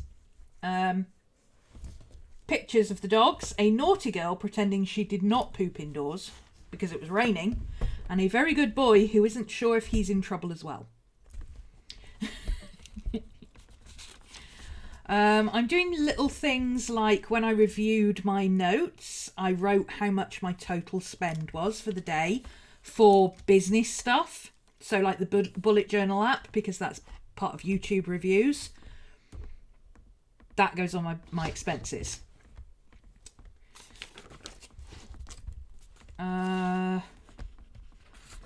Adding extra notes, 1 page per day. So yeah, if I finish this page and then add some more for Wednesday, then the next time I start, I'll start here. Daily log, Thursday. Because even if I've only got 2 lines here, I can still put a picture or something there, or, you know, a cutout from a magazine, or work out some mind mapping or something. If it's like 3 or 4 lines and then I've got a big space, I can use that for a mind map for personal stuff. So I don't need to save pages or things like that. And also, something else I've taken away, actually, this was in the videos. It's not in the book. It's not clear in the book. Or it's not been clear to me in my 3 times of reading it. When I do a collection, so I'm setting up collections that I know I need. So I've got a couple of podcasts in here. When I've got 4 or 5, I'll set up a podcast page. But at the moment, I've got other stuff I need to set up. I'll worry about it later. I might do it at the end of the month or something when I know I've got a few. But this is Urban Sketches Stoke. I need all of my stuff. It's all of my things and when I've done videos for them. Meetups. Now, I could have squished all of this into one page. It would easily have fitted on one page. But instead, what I decided to do was break it up by month so that it took a page and a half, and then put my video information down here because I won't need as much room. And it takes up 2 pages. So I don't have that constant problem I've had before of, oh, this page has got Urban Sketches Stoke, but then this page is actually podcasts. So the full page spread is one collection. And if I have a collection like podcasts, I can't imagine that I'm going to need 2 pages immediately for podcasts. So I wouldn't do it like that. I'd probably do media, and then I'd have podcasts, and then when I get book recommendations, I'll start a book section. I might have a film section, other stuff, you know, magazines or whatever, websites, that kind of thing, and do it that way. And if I find that one section, like my podcasts, actually are filling up really fast, but I'm not using the films section, then I can just cross out films and write my podcasts in here. Or just use this page as and when I feel like I need it. Another way of doing it that I thought I could do that would save a bit of space is to put them on the lines, but have an index here that tells me if it's a podcast, a book, a film, or something else. I guess I would probably have M for magazine type things and W for stuff that's on the web. A for apps, you know, that kind of stuff. I need to think about that. But I think that might be the easiest way to do it. It's just have a signifier, have a basic key, and just put the letter next to it. And just have an ongoing list. So when I have it, I can go, right, oh, that's a book. That's this, that. Or I can have books, films, magazines, this, that, and the other. And then that would allow me then, if there's a book and a film, I can tick off 2 boxes. If there's a book, a film, and a website, I can tick off 3 boxes.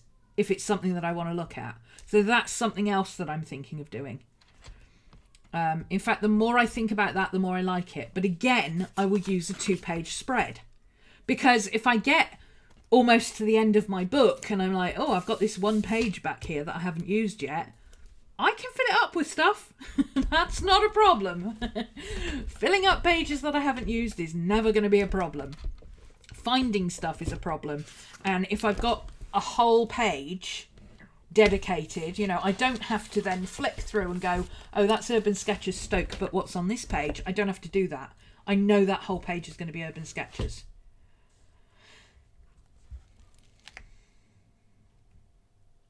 Right, so that's that.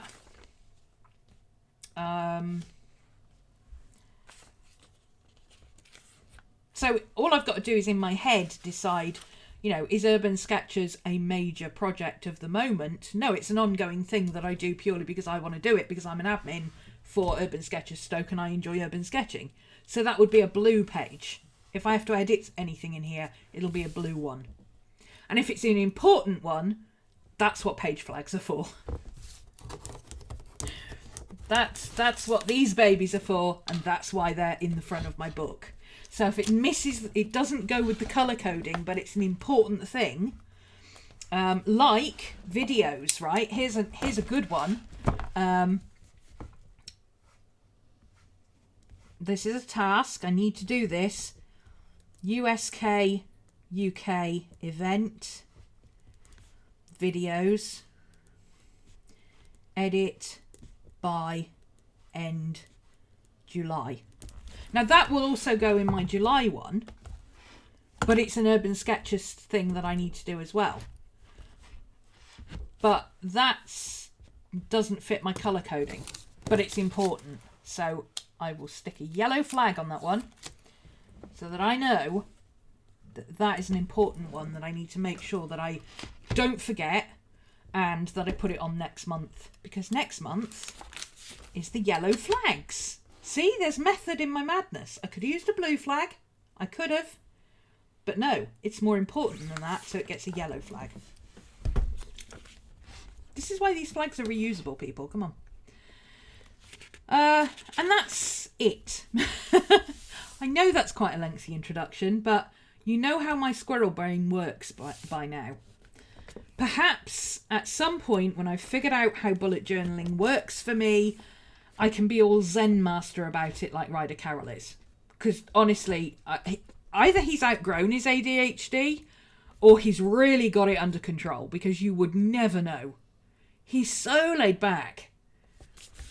If I could get my box of squirrels to be that laid back, I would be really, really happy.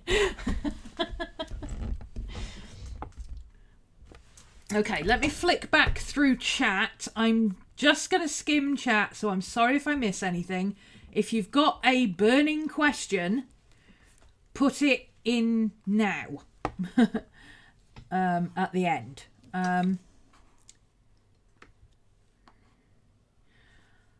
I watched all the One Book July videos I could find, like the one from Burgess. Now I'm figuring out what I want to do for One Book July. Yeah, One Book July YouTube. YouTube.com/One Book July. Everything from the community is there that I can find so far. It's auto magic, and I do check it every day.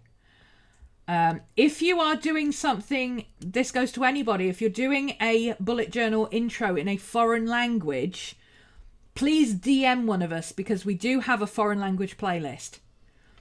And just put in the title of your video what language it's in, which I think is universal across YouTube. Everybody does that. Here's my bullet journal. I'm doing it in Spanish. You put Spanish in brackets in the title, don't you? So we can then put notes on to say which ones are which and put them in a specific order, so you get all the Spanish ones together, all the French ones together and everything. There's an awful lot of non-English speaking people who would benefit from you guys doing videos to explain what we're doing in your language. So if you can do that, and you have the ability to do that, it doesn't have to be a long video, a 2-minute video filmed on your phone and uploaded to YouTube. That's all it really needs. If you can do that, that would be fantastic. And then we can put it on our page, because a couple of us speak foreign languages, but not well enough to explain what on earth we're doing. Can you imagine me doing one of these videos in Romanian? I mean, come on. And my French and German vocab isn't good enough. Nowhere near good enough. Vicky might be able to do one in Polish, but... got the audiobook. Yeah, if you struggle with working through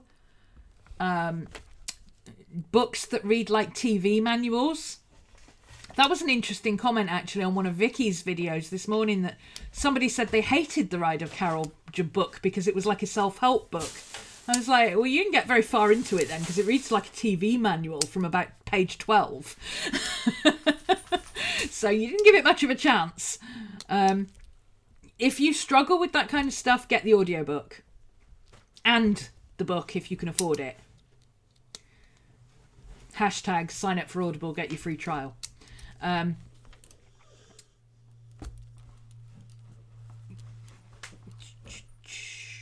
Got a pocket bullet journal. Yeah, Cody's been doing really well. You need to start posting your pocket journal. I'm actually... Now, here's something. Should I do this or not? Tell me what you think. I was considering starting a separate Instagram account just for my bullet journal. Do you think that's worth doing? I don't want to have loads of... I like my current one being witchy, arty stuff. I'm not sure if I want to put bullet journal stuff on there. I could, I suppose, put like 1 post a week with, you know, here's how it's looking. kind of 10 pictures, here's how it's looking, and do it that way. Or I could just have an Instagram account where I do that. But then I wonder if I have to redact things, but that's easy enough to do on the iPad. So I don't know. Again, after the video, leave in the comments, tell me what you think. Do you want to see a Microsoft migration to Apple video and why I've done that? And do you think it would be a good idea to have a separate Instagram account for my bullet journal? I think it would give me incentive to make sure that I work in it and use it and do it and continue doing it properly, and don't just get lazy about it and go, oh, I can't be bothered. Because we all know that happens, don't we?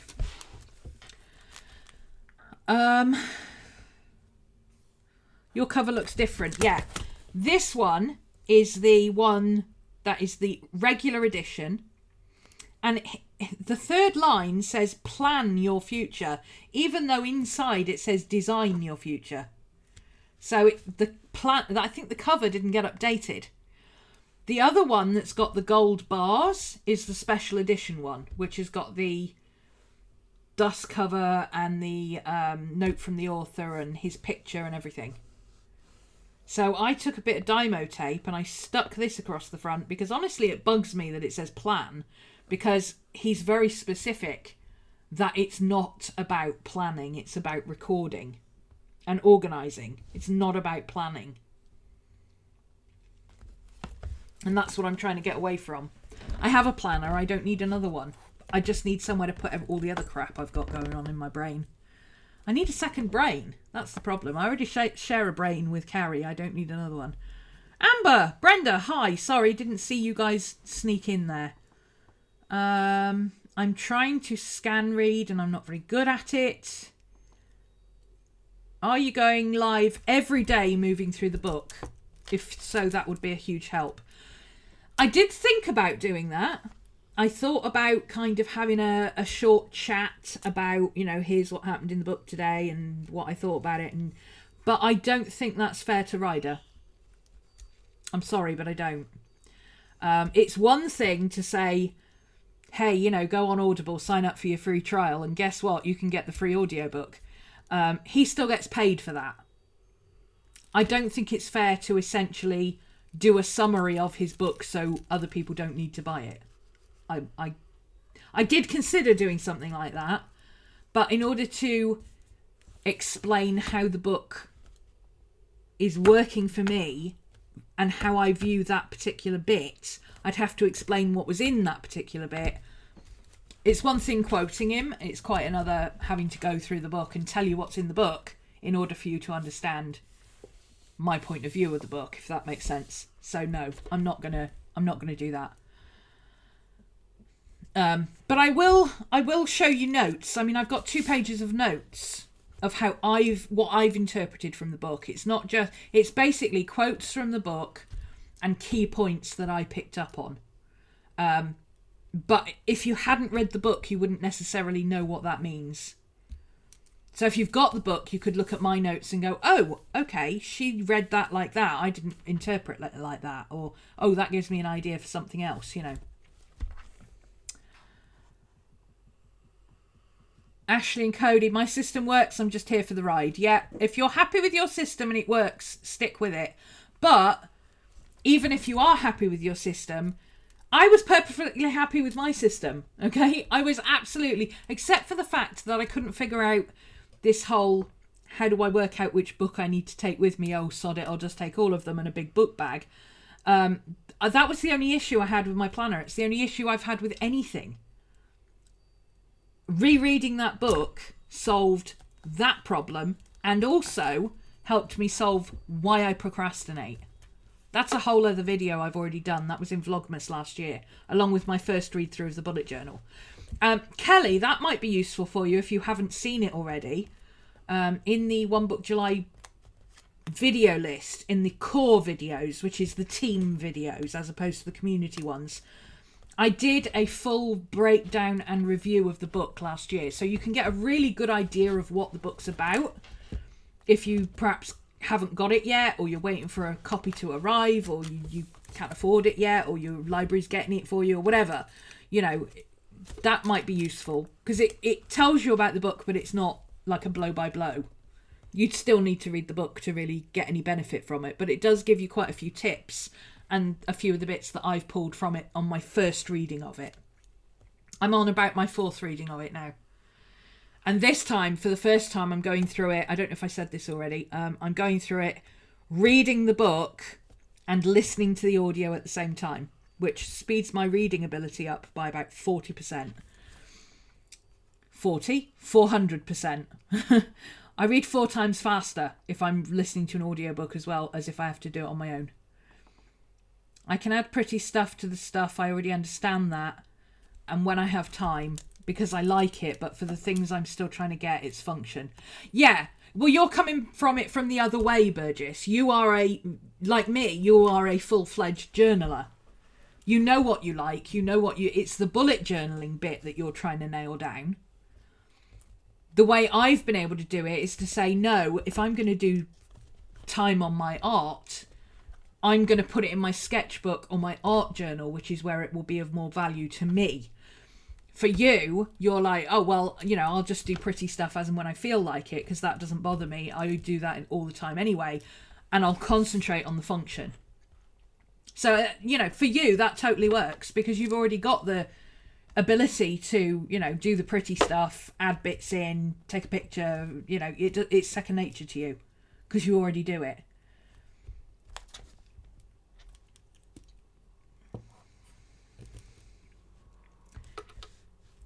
The community took the idea and ran with it, but they still get stuff done. Oh, yeah. If you are able to do all the crazy BuJo artistic stuff and still use it as a functional planner, hats off to you, because I can't. Which, funnily enough, I think is very similar to what Ryder said. He said he was in awe of the artistic ability of some people, that his bullet journal wasn't in the least bit artistic, and it was never going to be, because that wasn't him. He couldn't do that stuff, and he was amazed that anybody could. And for him, he talks a lot in the book about if it becomes a chore or too difficult, or you can't keep up with it, or it gets in the way of function, it needs to be got rid of. It's a distraction. He's all for getting rid of distractions, because obviously with having ADHD, and that's why I'm doing it this way, because of my box of squirrels.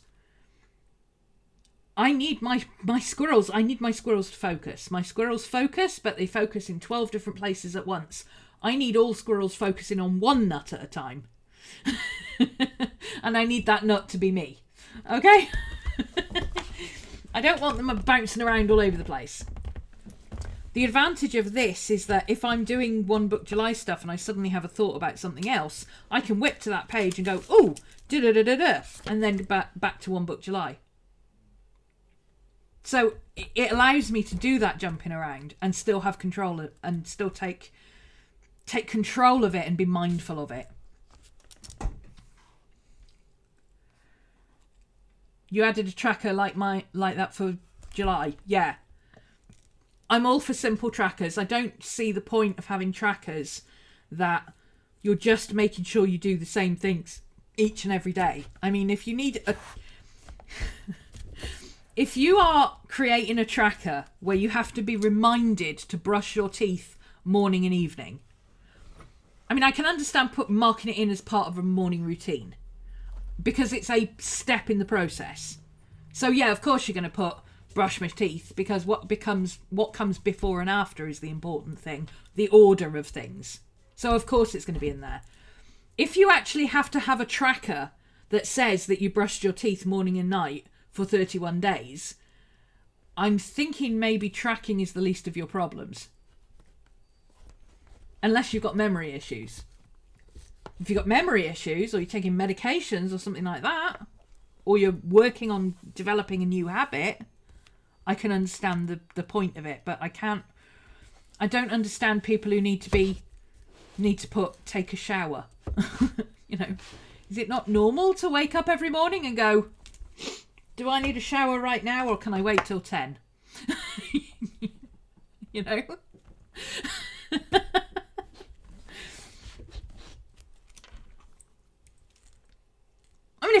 for you and you find it useful, or if you enjoy just making a pretty tracker that's got all sorts of fluff in it and making it look beautiful and filling it up with things, then fine. You know, no, you don't have to track that you're having a shower every day. But if that adds to your aesthetic because your tracker looks full, then by all means, that serves a function. But very much, if it doesn't serve a function, there's no point in doing it. Writing a list of my audiobooks in here that I haven't read yet would only serve the function of making me feel guilty for not reading fast enough. It's the only function it would serve. If I ever got to the end of the list, I would go, oh look, I've read 45 audiobooks. Wow. But you know, I might not get to the end of my 45 audiobooks till 2027. I don't want to wait that long, okay? I want instant gratification. So it's better for me to have that list in the app where I can go in and go, okay, I've got 45 books to choose from and I only have to read one of them this month. Which one do I want to pick? It's less guilt, more fun. Quickly becoming a fanatic of Ryder. I think he's amazing. I'm slightly envious about how his mind works. Not in terms of having ADHD. I wouldn't wish that on anyone. I've got a mad box of squirrels and that's bad enough. I can't imagine what it would be like to have ADHD. But in terms of his ability to look at a problem and find a solution and then keep whittling away at that solution until it is the sleekest, simplest, easiest form of itself that then other people can build on. That's fantastic. And he talks about his bullet journal and how he develops things in his bullet journal. He said, I think of it like an app. I no longer think of it as a system that is fully formed straight out of the box. You can use it as a fully formed system, version 1, but the idea is that every so often you upgrade. Somebody comes up with a new idea and you go, oh, that's clever, I need that. That would help me do such and such. Boom, you've got an upgrade to your app. You know, because we live in a digital age now where we're used to getting upgrades to our apps every 5 minutes. And I think some of the reason we get so bored with our journals and planners is because it's the same thing over and over and over again. Which is why I can see why the artistic BuJo appeals to a lot of people, because it alleviates that boredom and it keeps them coming back and it keeps them working in their book. So they stay on top of things and they keep checking in. I don't need that to keep checking in. I just need to have a reason. And doing art for the sake of making something look pretty that I don't even care about whether it looks pretty is not a good enough reason for me to check in. Keeping control of my box of squirrels. That's a good enough reason to check in. You keep index cards in the back of your bullet journal for sketching on. That's a good idea. I like index cards, but it's very hard to find the blank ones here with decent paper. They're either really nasty and like sugar paper, or they're so slick you can't really do anything with them. Even ballpoint pens don't dry on them properly. Moleskin expanded, yes, I'm liking it. I was unsure. I knew I didn't want I tore that earlier because I put my bookmark in it, and then I decided my pen loop, and then I decided I didn't need it. It's there, look. Somebody asked me how I managed to reuse these. I cut the edge and then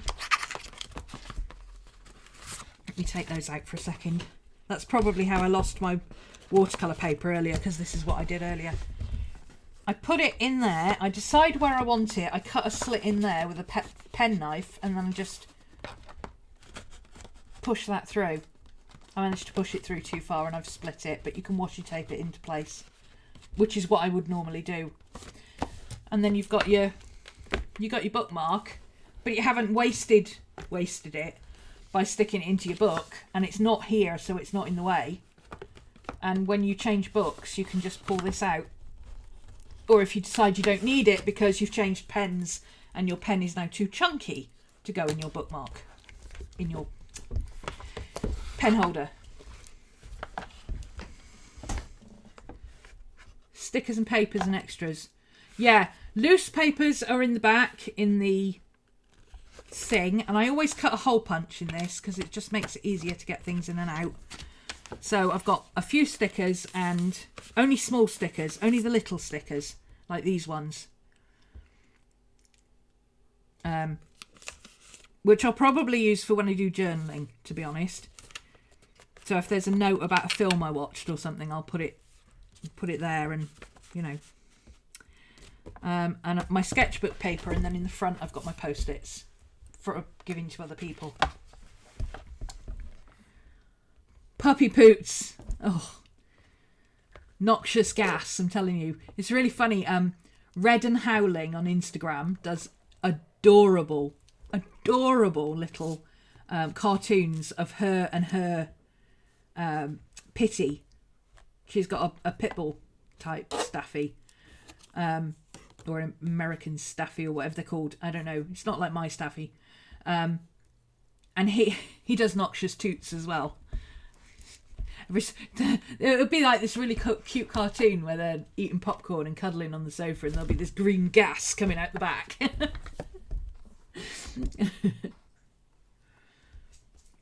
My daughter gave her dog falafel. Oh my goodness. No, you never give a dog anything that could potentially have cauliflower in it. Oh my god, no. I learned to mark my journal pages on the bottom from one of your older videos. Yeah, that was a genius moment of mine. And putting my page flags in the bottom. And I always put, because I'm a lefty, I always put my page flags on the left. But if you're right-handed and you open it that way, put your page flags on the right. Because that way, like if your page flag is there,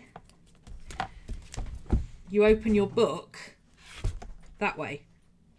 It's automatic. Whereas if you're a lefty, put it on this side and then you open it that way.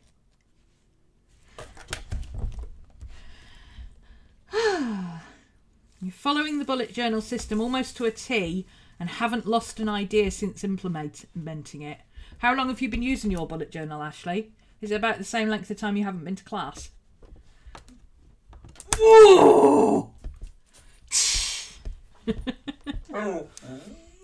Tasks are boxes, yeah. Boxes, task boxes, tick boxes. That boxes will always... Bullet points are information. Boxes are tasks.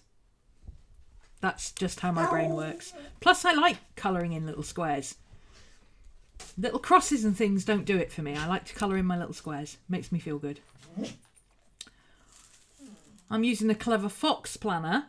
Enough for me since I just do daily to-do bullet lists, a daily tracker and a place for notes and appointments each day. And the blank pages in the back for project planning. Yeah. That's not really bullet journaling, is it? So you just use it as a normal normal planner, but with elements of bullet journaling in it, like the bulleted lists and the daily trackers. So your system has evolved past the original bullet journal as well, back into a regular planner, but then you implement the bits that are useful, which is good. It means you've worked through it and you understand what works for you and what doesn't, which is what One Book July is about. Boo, the door's open. You can go out and pee if you want to. Shush.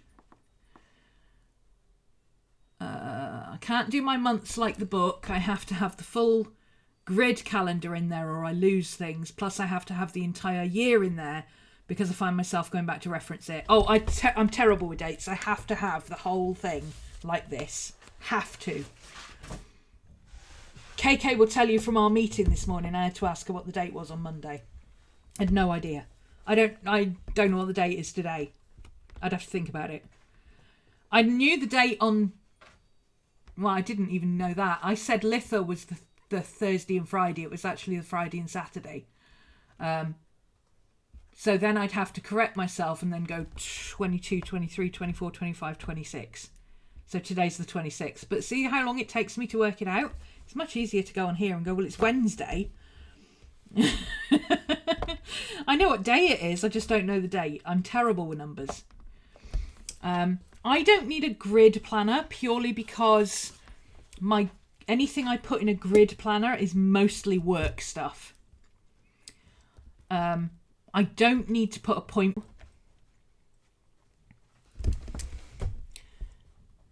No, it hasn't stopped. Okay. It looked like it stopped streaming. It paused for a minute.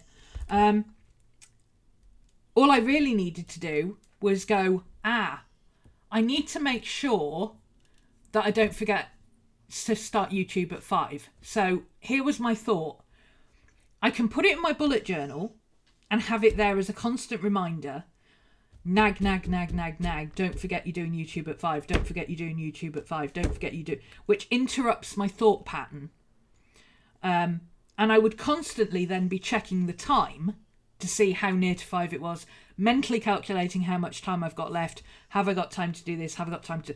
Or I can just set an alarm on my phone for 20 minutes before, which gives me time to wrap up what I'm doing, time to make a cup of coffee, and time to get logged in and everything. I set an alarm for 20 to 5 on my phone, and then I just forgot about it until my phone suddenly went off, and I went, good God, is it that time already? Wow, okay. By that time, I'd already written up several things, gone through another chapter of the book, written out all my One Book July notes, figured out what I was going to do for this video, and I just feel so much better not having had that stress of constantly, oh, but I've got an appointment at 5, I've got an appointment at 5. I don't need to know that. I just need my phone to remind me and plenty of time for me to go and do it.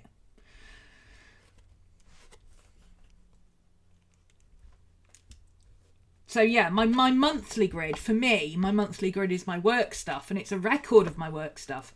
I don't need to know that I teach a class on Thursday at 4. I know I teach a class on Thursday at 4.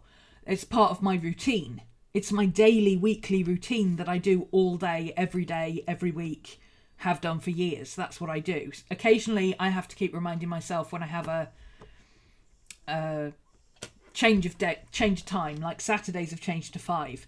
But because the Saturdays have changed to 5 and it was more convenient for it to be at 5, it's actually better, and I don't stress about it because it's at the right time for me. I used to stress about it when it was at 4 because I never felt like I had enough time.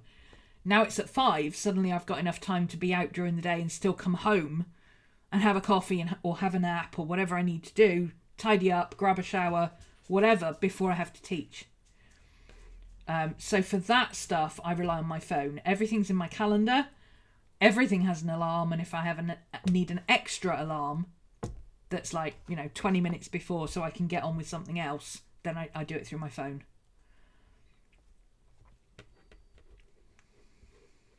You've got time tracking for project pages as well.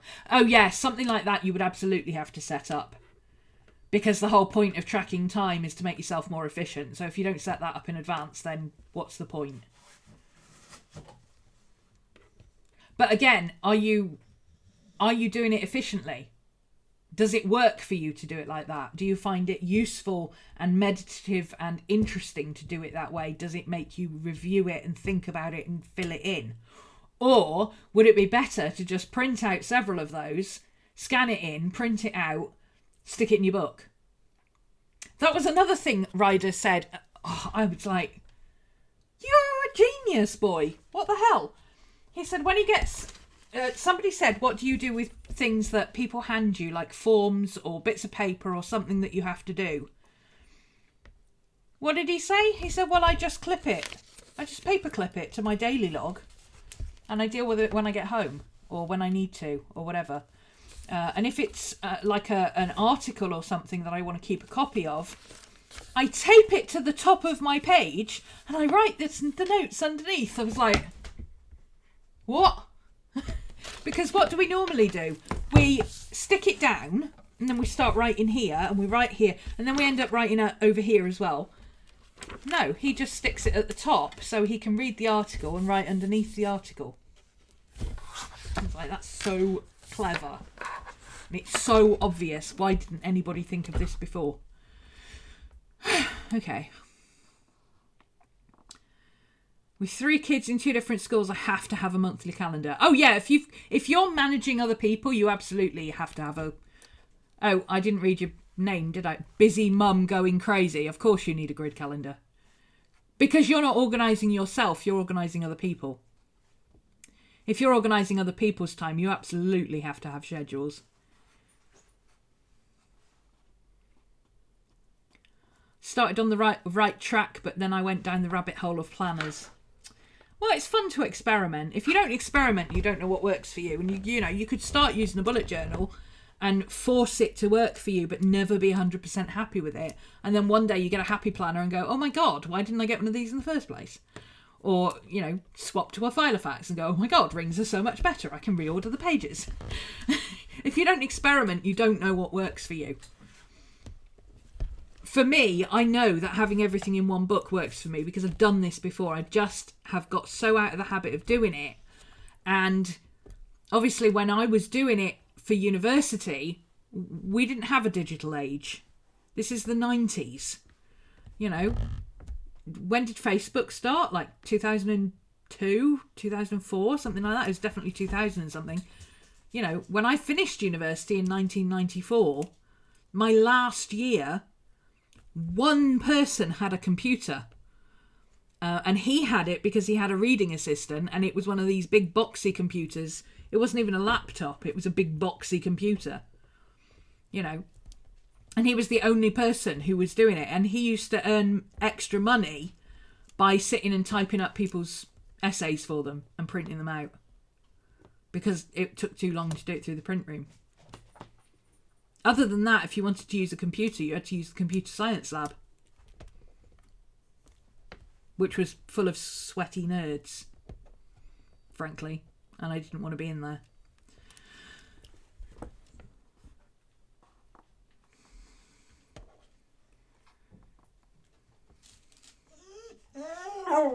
That was a revolution for me just now, Ro. Oh, I missed that. I don't know what that was about. Sorry. But yay. As long as that works, that's great. You use Goodreads for your books. Yeah. I use Goodreads, but I use it for I don't use it for my reviews. Everything I do through Amazon Prime and Audible goes onto Goodreads anyway, so I just do it that way. Boo, give me a minute, please. I'm working. Oh, it's gone 7. It's PARK time. Started listening to MFM. It's really good. Yep. Murderinos unite. Hi. There's an app for that. Yeah, I'm interested in trying the BuJo app and seeing how it works for me.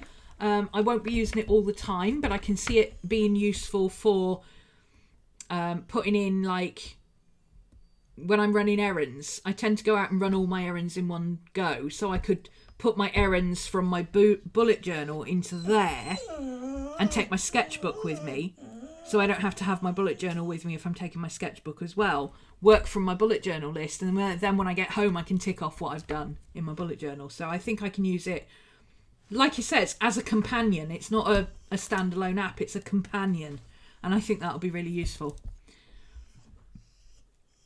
Apparently it came from somebody who worked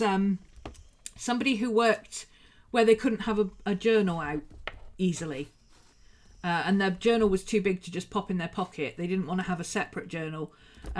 But they always had their phone on them because their phone was part of their work. So they had to have their phone with them. And they said to it would be really useful if I just had an app I could put stuff on and then review it when I got back to my bullet journal later when I had time to think about things. Because your brain isn't compartmentalized. You can try to compartmentalize your planners and your books and your journals and everything else as much as you like, but the fact of the matter is, when you are at home, you are going to have ideas about stuff you've been working on at work, or things you want to bring up at work, or, oh, I must remember to tell so-and-so about this that happened. You are going to be at work when you go, oh, damn, I must pick up cat litter on the way home. That is a fact of life. So I can see why it doesn't work for people having separate planners and being too rigid about where they put things. And having to have that flexibility, even if it's only, I'm at work, I've got my work planner with me, so I'm going to stick a Post-it note in the back so that my planner in my meeting doesn't look unprofessional with this by cat litter thing. I've got some post-it notes in the back that I do when I get home. Google Calendar for appointments. Yeah, I live by Google Calendar. Especially since I started doing live shows and schedules and all that kind of stuff that I have to have available for other people. It's so much easier to just have a Google Calendar. Because on top of everything else, it means KK can update it for me instead of me having to do it. So that's one less job for me to worry about. You have Google Calendar with 18 different calendars in it, so it's updated daily with your paper planner. Yeah, 18 different calendars. Oof. What do you have, 12 kids? Well, I suppose if you've got a few kids and they've got a school planner each from their school and brownies or whatever else they do, plus hubby's work calendar, plus your part-time work calendar if you've got a job, or full-time job if you've got that as well, appointments and everything else, family calendar, shared calendar with Auntie Linda, you know. I can imagine it, but yeah, 18 calendars is probably quite common in this day and age, I would have thought. I mean, I've got Port Vale. I have no interest in football whatsoever, but I've got Port Vale's fixtures on my Google Calendar because I want to know when I can not park outside my house. I need to know if there's going to be a football match on, so I know how early I need to come home because I need to be here for 5 o'clock to teach. So if there's a football match on, I don't go out after 12. Or I would come back and not be able to get a parking space. iPads, device syncing. Device syncing. Change your iTunes account settings. Thank you, Mungo. I will. Now, see, that's an example of a note that I don't want to put straight into my bullet journal. So I'll put that on a post-it. iTunes, Mungo, so I know who told me in case I need to come back to you and ask what you meant. Change device sync. So I'll scribble a note down on a post-it note for now. As soon as I finish this video, I will go and write that into my bullet journal and look it up, what I need to do. I'll have a quick search and see if I can find it, so I know what my next action is. Either at some point I'm going to have to sit down and actually do it, or I'm going to have to go back to Mungo and go, I don't understand what you said. It made sense at the time, but now I don't know. See? That's how I'm thinking I'm going to use it. I might find by next week that that's not how I'm using it at all. That's the experiment, isn't it? Apple Pencil is amazing. It is. I love my Apple Pencil. One of the best products. I would go as far as to say that the Apple Pencil is the best product since the original iPhone. I mean, they've done some nice products. The iMac's beautiful. But innovation-wise and performance-wise, yeah, I think the Apple Pencil is the next awesome thing that they've done since they invented the iPhone in the first place. Found my rings. Yep, Cody found my rings for me. She found something else as well that I'd lost, and something else. Oh, my iPad. She told me where my iPad was. I'm hoping she can tell me where my necklace is. You managed to recover everything from your crashed iMac. Yeah, it's pretty good. As long as you use Time Machine, you can find anything. Hey, Patty, I'm sorry I didn't see you creep in there. Hopefully she's still here, or she's watching the replay. Hi, Patty. Last 6 months of last year, I put everything into a composition notebook with graph paper. For everything, and you loved it. Yeah, there's a lot to be said for composition notebooks. I do like... That's kind of what this is, but composition notebooks for me are too big. But I do love my moleskins. I don't think it's any surprise that my choice, with all the planners and all the different things that I could go for, I don't think it's any surprise to anybody that the only way I've changed it is to go for the expanded moleskin. Because I do love my moleskins. Were you talking about Rose's necklace? Oh, did she say where my necklace was? Oh, there's... I remember her losing or talking about it when the car drama happened. So I'm thinking it might be in the car somewhere. Or with lots of little things around it. Oh, now that gives me an idea for a couple of places that I haven't looked, actually. Huh. See, the last memory of it I have is at night, because they're really long. I'm a little bit paranoid. I'm not paranoid about me getting caught up in them, because it's never happened in 45 years. I can't see it happening now. But I get paranoid that Maddie's going to get caught in them and, like, strangle me. It could happen. So I always grab the two of them together and take them off together like that, and then I hang them on straight onto my tablet stand that's by the bed. And the first thing I do when I get up, I pick up my phone, I pick up my glasses, I pick up my necklaces, I put them on. And this one day I know that I came in and I put my necklaces down on the table because I was going to go and do my hair. I was going to go and cut my hair and I didn't want to accidentally break this. So I went and did my hair and I came back, and when I went to put my necklace on, I don't remember putting my silver one on. So at some point between getting from the bedroom and thinking I put everything on the desk, I think that's when it disappeared. I've got a horrible feeling that somehow it ended up going in the bin. And if it did, then it's gone. Because the bin's been emptied. And it's not, like, literally, the wheelie bin's been emptied. It's not just like, oh, I've put the bin bag out in the wheelie bin and I'm not going to go and get it. If I thought it was in one of those bin bags, I'd be going through the bin bags. But the bin's been emptied. So if it did fall in the bin, it's gone. Might have lots of little things around it. I will have a think.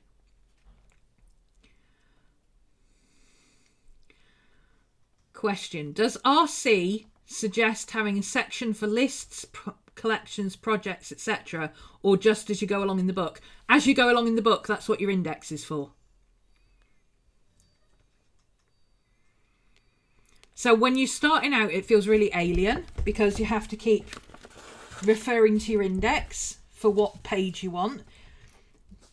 And you think you're not going to use your index. That's the problem I've always fallen into. Your first few pages, it's easier to just flick through and find what you want. So you think, oh, I'm not going to need an index. But there's 400 pages in this chunky monkey. By the time I get back here, I'm going to have no idea what's back here. And I don't want to go through 350 pages looking for the page I want. I want to be able to go back here on my index and go, okay, I'm looking for anything that refers to Halloween stuff. Halloween. There's Halloween. No, that's not it. Here's 6 pages of Halloween stuff. You know, I want to be able to do it that way. So I'm keeping up with my index purely because I think it will be useful when I get about halfway through this book. Right now, it's not useful. I've got 10 pages and it's easier to just flick to the page I want. But what you do is you keep a record here and then you also thread, which I haven't done yet. But like these 2 pages are daily logs. My next daily log page, my previous daily log page from here was there. I didn't have a previous one. So at the bottom of this, it goes to page 8. And at the top of this, it goes to page 7, which is obvious. I didn't need to do that, but I wanted to get into the habit. Where does this page go to? Where's my next daily log page? Page 11. So here, I would put 11. And on 11, I would put 8. So I don't have to search. So if I do a load of bullet journal notes, like I'm reading the bullet journal book and I'm going to write my notes in here. Maybe that takes me to there and I'm on like page 50. I want to know that my next daily log, oh, where was my previous day? Oh, wow, right back at page 11. You know, I want to be able to be free to work as many pages as I want without going, oh, well, I'm doing one book July and I've got 5 videos to do. It usually takes me about a page and a half to do a video. So I'm going to need about 7 pages, but I've got some extra notes and I might want to do this. So I'm going to leave about 10 pages in the middle here. You don't need to do that. That's what the index is for. I'm not a huge proponent of the index. I can't see that it's going to work yet. I'm hoping that it will work as it goes along. People who do bullet journaling and have been doing it for a long time say that it does work by the time you get to the end of this. Who was I watching? Not Amanda Ray. The other girl with a very similar name. She's just posted a video like 2 weeks ago or a week ago. Finished. She's the first person I've seen that's finished or put up a video about finishing her expanded moleskin as a bullet journal. And she went through all of it and the pros and cons of using it and why she's not using it the next time and all sorts of stuff. It was a really good video. Can't remember the name. If anybody knows, please tell me. She was the one who made me think, hang on a minute, I think that's what I need. Because I've got really small writing. I can't see why one of these journals shouldn't last me for a while. Because when I take notes and stuff, I normally would write like 2 lots in one line. When I've got to be able to read it easily, like daily logs and all that kind of stuff, one book July because I'm referring to it on here and stuff like that, I would need to write one thing on each line. But like when I'm just doing my review notes and stuff, I write really small.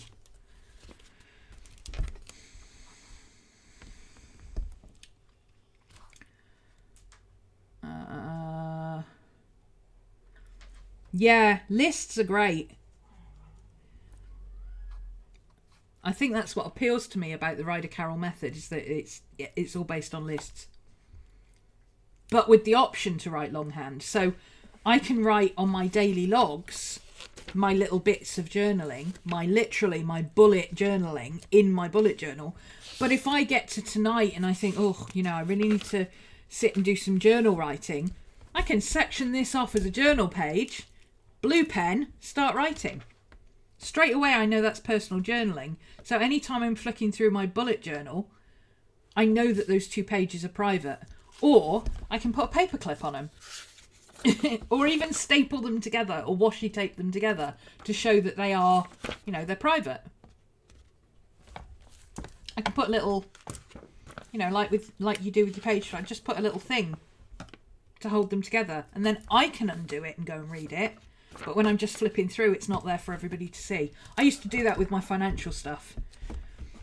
Instead of having to hide it all the time or cover it in post-its or whatever, I just used to washi tape or paperclip the pages together. RC creates collections while using the book. Yeah, he doesn't separate a spare page. Like, this is a collection, but I've used a collection page because I've already got all of this information. I could have just started from June or July, but I need to keep a track of this because I do the videos. So I need to be able to mark off what videos I've done and which ones I've attended and stuff like that. But like my podcast recommendations, eventually, when I've got quite a few, I'll start a media page. But I probably wouldn't do that until like the end of month review. And I might not even do that until like July. End of July, I might go, oh, I could do with a media recommendations list. And, you know, start a full page spread and drag forward everything from the previous months to put it all into that one collection. And then from that point on, I would just keep adding to the collection.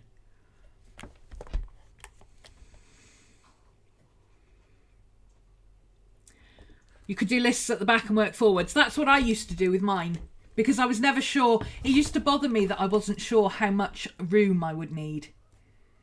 So I started doing I had my bullet journal at the front, and then I'd go like that, and there was my collections. I didn't even write backwards. I just turned the notebook upside down and started writing normally. But what I'm finding is that I think it would be more beneficial to have it with an index. I think that'll work better.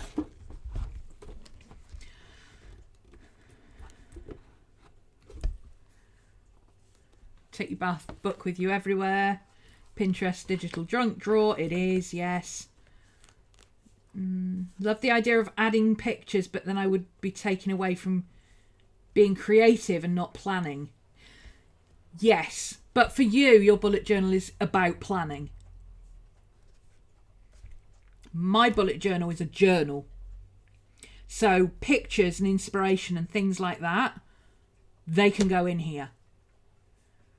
You know, odd bits of pictures that I think, oh, I really like that picture as a reference that I can sketch. I can put that in here. Things that catch my eye, articles from magazines, that kind of stuff. If it's something that I'm like, oh, it's a collage piece that I'm going to do something with, that won't end up in here. If it's just a pretty picture that I go, oh, I really like that, but I don't have anywhere to put it, then I'll stick it as a bit of decoration on a page that I've got some spare space on. That's how I'm thinking of it. So if I'm not going to do anything with it, it's just something that I want to have. The equivalent of if I would stick it on my pin board, it will go in my journal. But if I'm going to do something with it, if I'm going to collage with it, or I want to use it for something, or I want to rewrite it or redo it or something like that, then it will go in my sketchbook. My sketchbook has a little folder in the back. All of my books have these in the back. If they don't have these, I make them.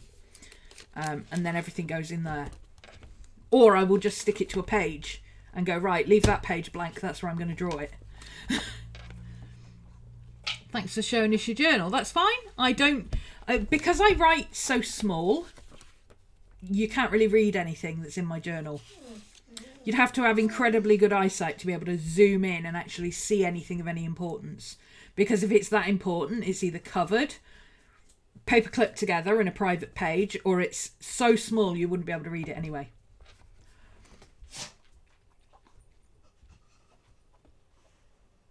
I'll give you I keep this actually. It's an old piece.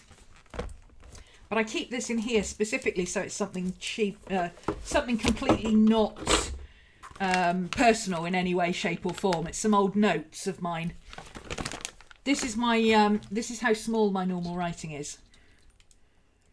And this is on thin line paper. So this is on, oh, it's not in focus. Hang on.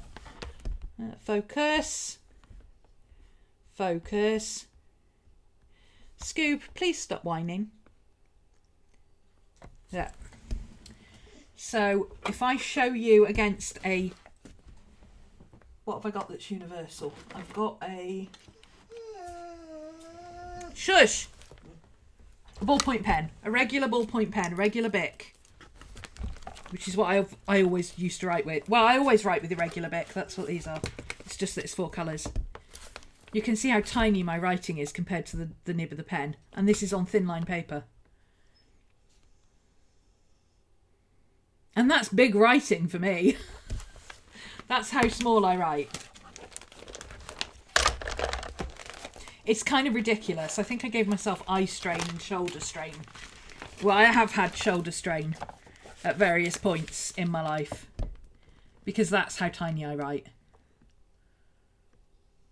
I know, it's crazy, isn't it? But I keep that specifically to show people so that I don't have to show personal stuff. It's a throwback from the days when I was at school and I used to write like this. Like literally my nose would be on the paper and I'd write like that. And I'm sure that's why I always wrote so small.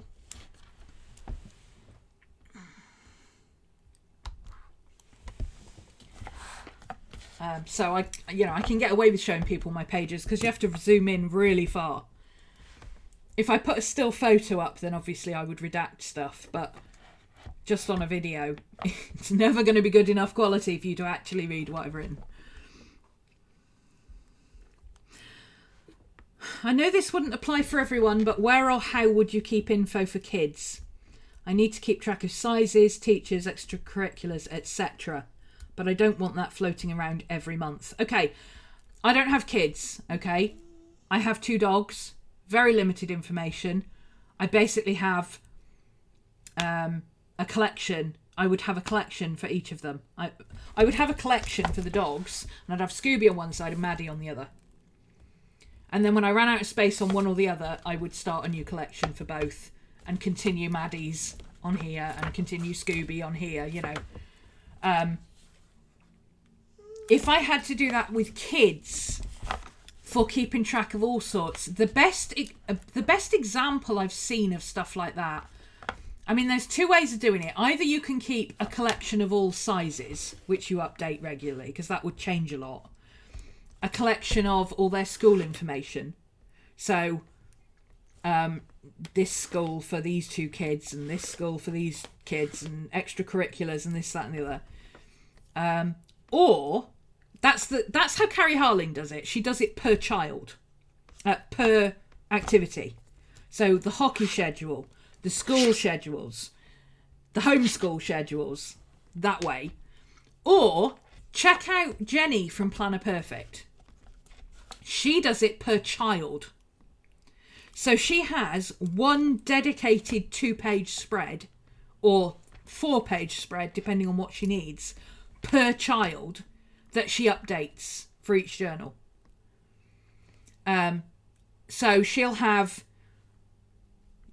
one of her kids, all of their starting sizes for the first day of term for school, all of their teachers, all of their extracurricular activities. When their timetables change, she'll put it on the same page. When she updates, because they've grown at Christmas and she gets new sizes for them, she'll update the old sizes. Put a sticker over the old sizes and rewrite in what it is. And just keep updating it until it needs rewriting or she starts a new journal. So you can either do it per, here's all the kids' sizes together, here's all their teachers together, here's all their school stuff together, here's all their extracurriculars together. Or you could do it per child, here's all the stuff for John, here's all the stuff for Fred, here's all the stuff for Sally. Whatever works best for you. And I suppose that would depend on whether all your kids are similar ages and they're all in the same school, or whether your kids are completely different ages, or whether you're like Jenny and Carrie and you've got like 8. So I can't really speak to that, but Jenny and Carrie are the two people I know that have a horde of kids, and if they can manage with 8 kids of various different ages, and they've both got, you know, they've both got a toddler and a well, Jenny's got one that's married with her own kids, and Carrie's got one that's at university, so he's an adult now. So, you know, you've got 2 choices there. It sounds like Busy Mum could help you out there. You don't want stuff floating around every month. Well, you could put it in like a moleskin cahier and have it all together and put it in the back of your book. There's nothing to stop you having a separate, a small book like this that you can regularly update, that you could just put in the back of there.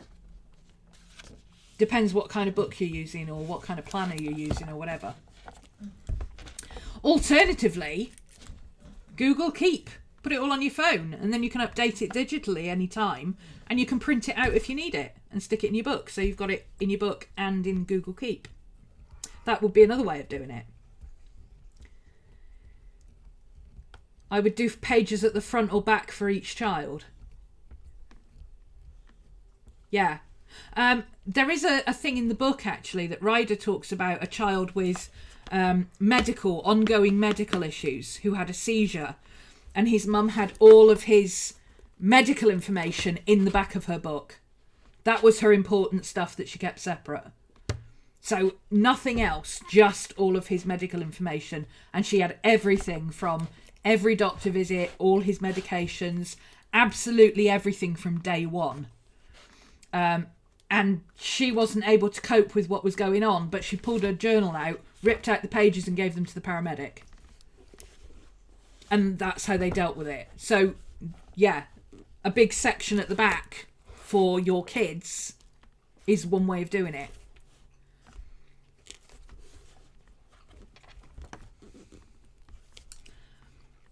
I like the back pages of my book because they're removable. Well, I haven't checked in this one. Does this have removable pages? Because sometimes the moleskins do, don't they? No removable pages in this. Yes. I hate removable pages. I always end up... I get to the point where I keep spitting because I'm I've got a dry throat. I get to the point where I get to the removable pages, and then I remove the pages and I put them in another book. Every time. So I end up with half a journal. So I've gone off the Moleskine cahiers, because it used to be 4 pages at the back. Then they doubled it. Then they doubled it again. Now it's half the book.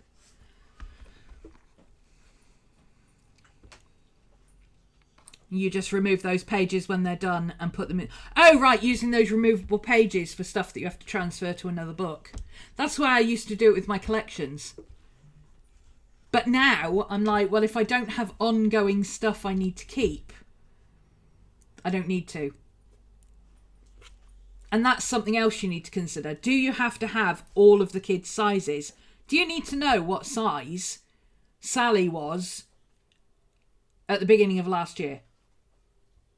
No.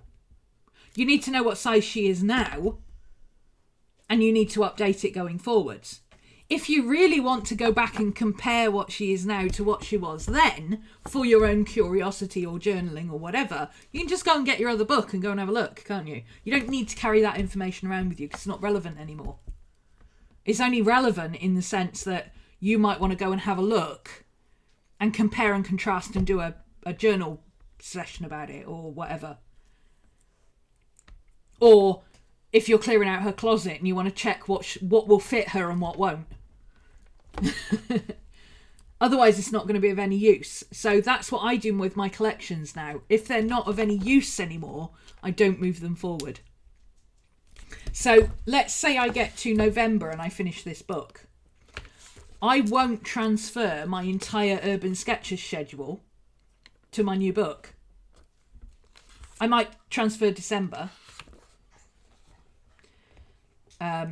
November, December, or I might transfer, say, August to December because I'm still working on videos for August, or October, November, December if I'm working on videos for October, but I would only go back as far in the collection as I need to. Another thing I could do is, like, if it's December, I could go, well, I only need to bring back the 2 from August because those are the 2 I'm behind on. So I would bring those 2 back forward to the next book as these are monthly tasks. I would aim to have those finished that month. So then instead of having a collection for these are videos I need to finish off, I would literally put those 2 videos as things that I want to finish this month in my monthly collection and start a brand new collection for 2020. So I would do it on a case-by-case scenario with my collections. I don't need to write out every single collection again. I only need to bring forwards what's relevant. It's like, it's the same principle as doing a monthly review. You only bring forward tasks that are still relevant or still outstanding. If it's no longer relevant or has any point, you just cross it off. You don't bring it forward. If it's still outstanding and you still need to do it, you put it on your monthly log. It becomes important and something you aim to do that month. And I do the same with my collections. If it's no longer relevant, I don't bother copying it across. If it's now relevant and actually it should be bumped up because I really ought to do it, then I will put it in a more important section. I hope that makes sense. I'm not explaining it very well. Hopefully through the months I'll be able to show you what I'm doing and it'll make more sense. Because people can talk about what they're doing for years. Until you actually see it happening, it still doesn't make any sense.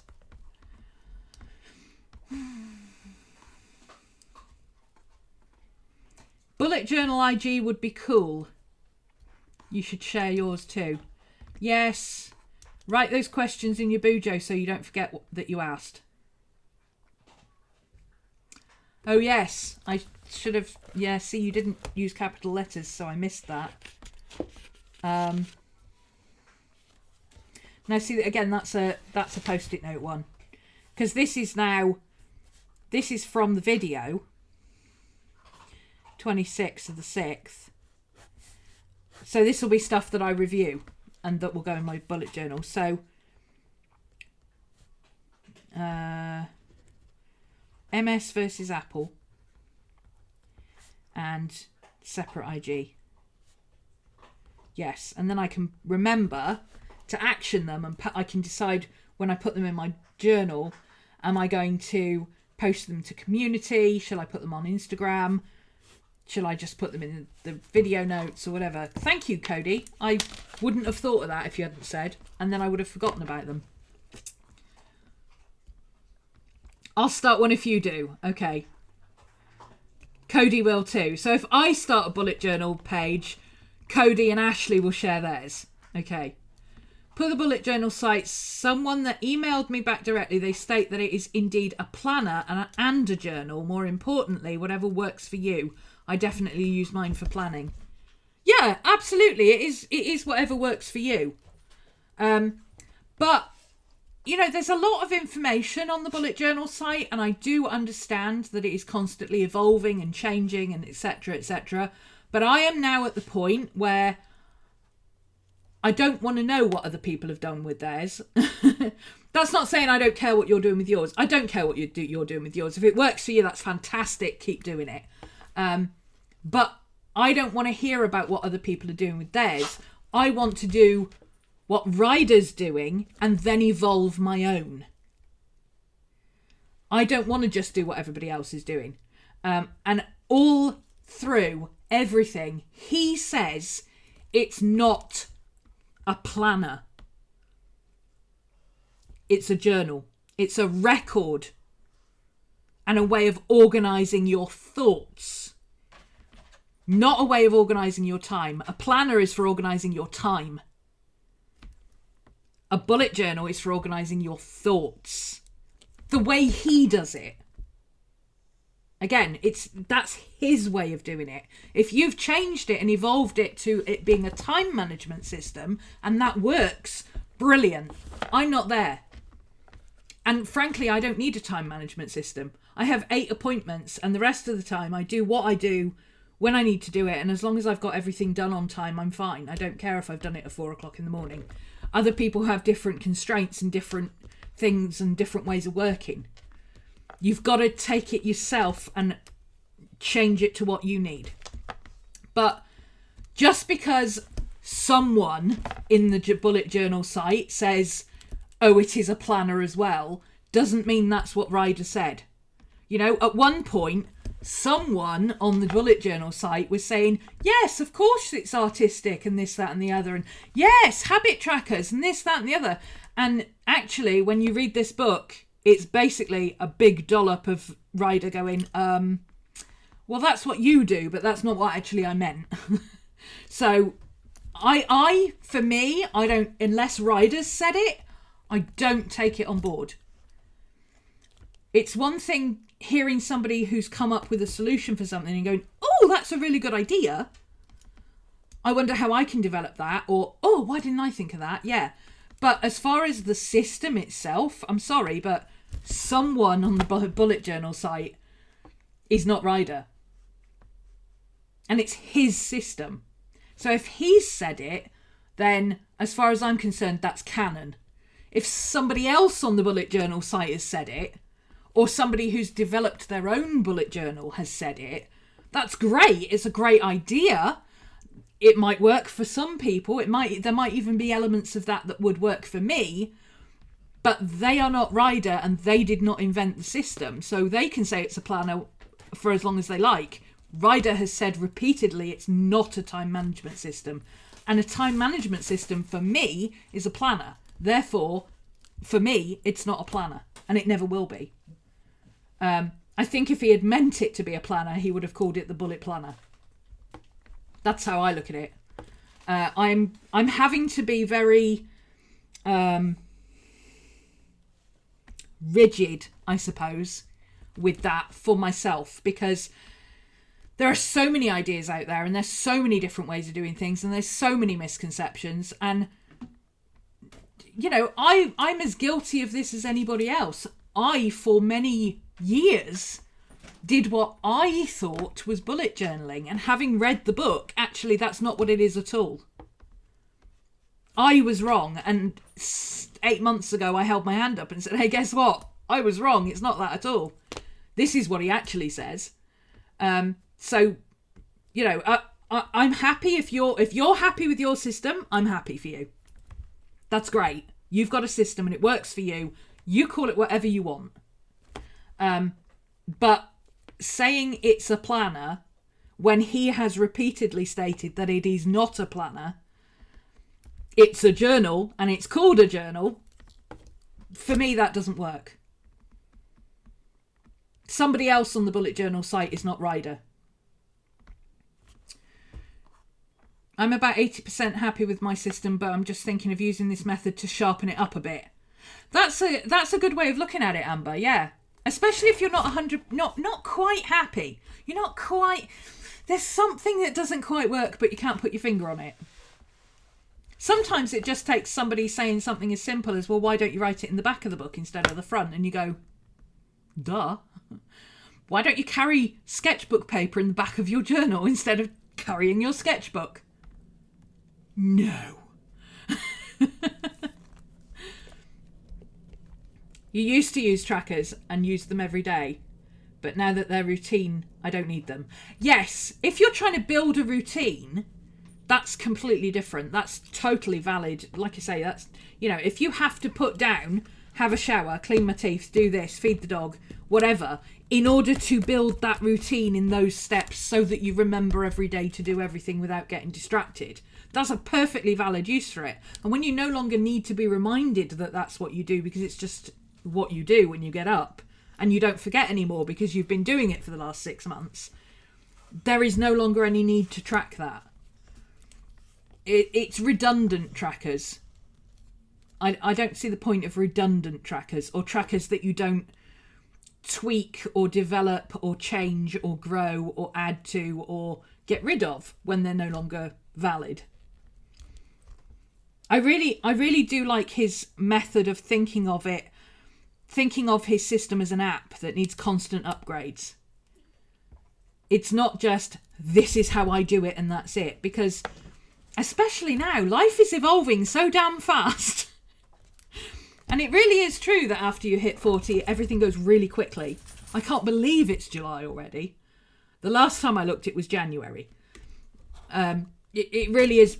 It really is quite ridiculous how fast time flies after you hit 40.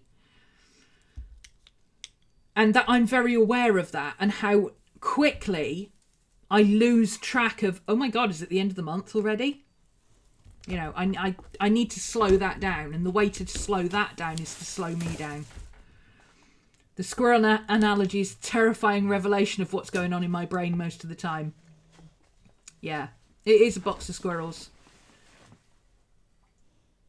I used to say it was like herding cats, but that was before, when I used to procrastinate.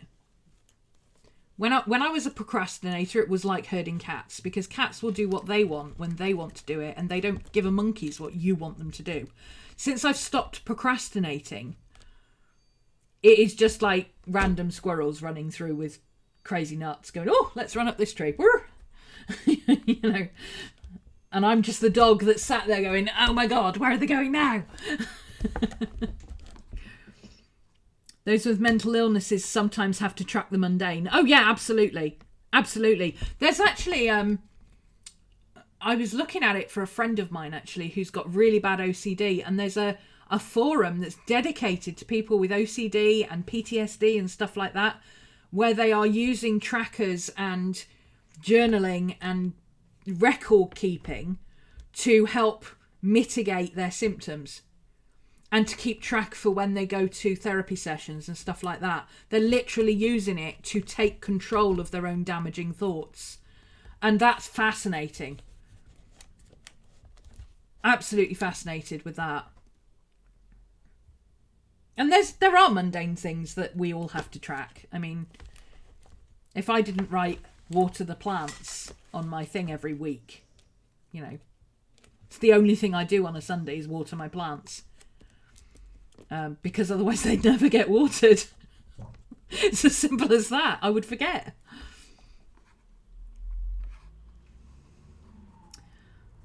Used to track brushing, flossing and everything. Yeah. Helped you see what you did and reminded you when to do it. Yeah. Especially if you're building a routine or a group of things.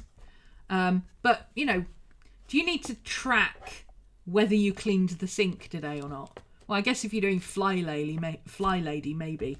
But if it's something that you do anyway, once it's past the point where it's become something that you do anyway, and you would do it even if you didn't track it, then what's the point of tracking it?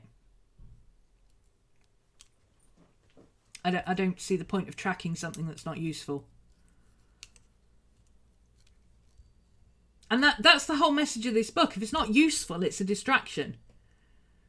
If you're tracking all the books you read because you have an aim, because you have not read a wide enough thing of books, or, you know, you're trying to read the 500 recommended books list or something like that, I totally understand you wanting to say, okay, I want to keep a record of this, so I can say, well, I've read 6 thrillers and I've read 2 romances, so I need to read some more romances or whatever. Absolutely. But if it's not serving a function, then it's just a distraction. It's just something that you're writing down for the sake of it. We had a craptastic Commodore 64 when you were growing up. Crikey. I remember the first BBC computers. Ugh. Horrible brown and yellow. Typical. Of course they came out of the 70s. 70s plastic. I mean, it was the 80s, but they were designed in the 70s. Everything was beige and brown. You could tell it came out of the 70s. I'm surprised they didn't have flares at the bottom. I remember the internet arriving at Keele Library. Did we have the internet at the library? No, we didn't have the internet at the library. That was when they redid it and it started to look like the Star Trek Enterprise and they put in all the computers. When I was there, you could only use a computer if you, A, had one, which was very rare. Only the rich students or the students with severe learning disabilities who got reading assistants had computers. Or if you were lucky enough to know somebody in the computer science group who could tell you the code to get you into the classroom. My boyfriend was a computer science nerd at the time, so I used to go in there and do my essays while he was working on his stuff.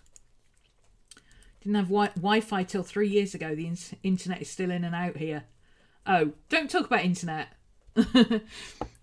Not with Amber. Amber's still on dial-up.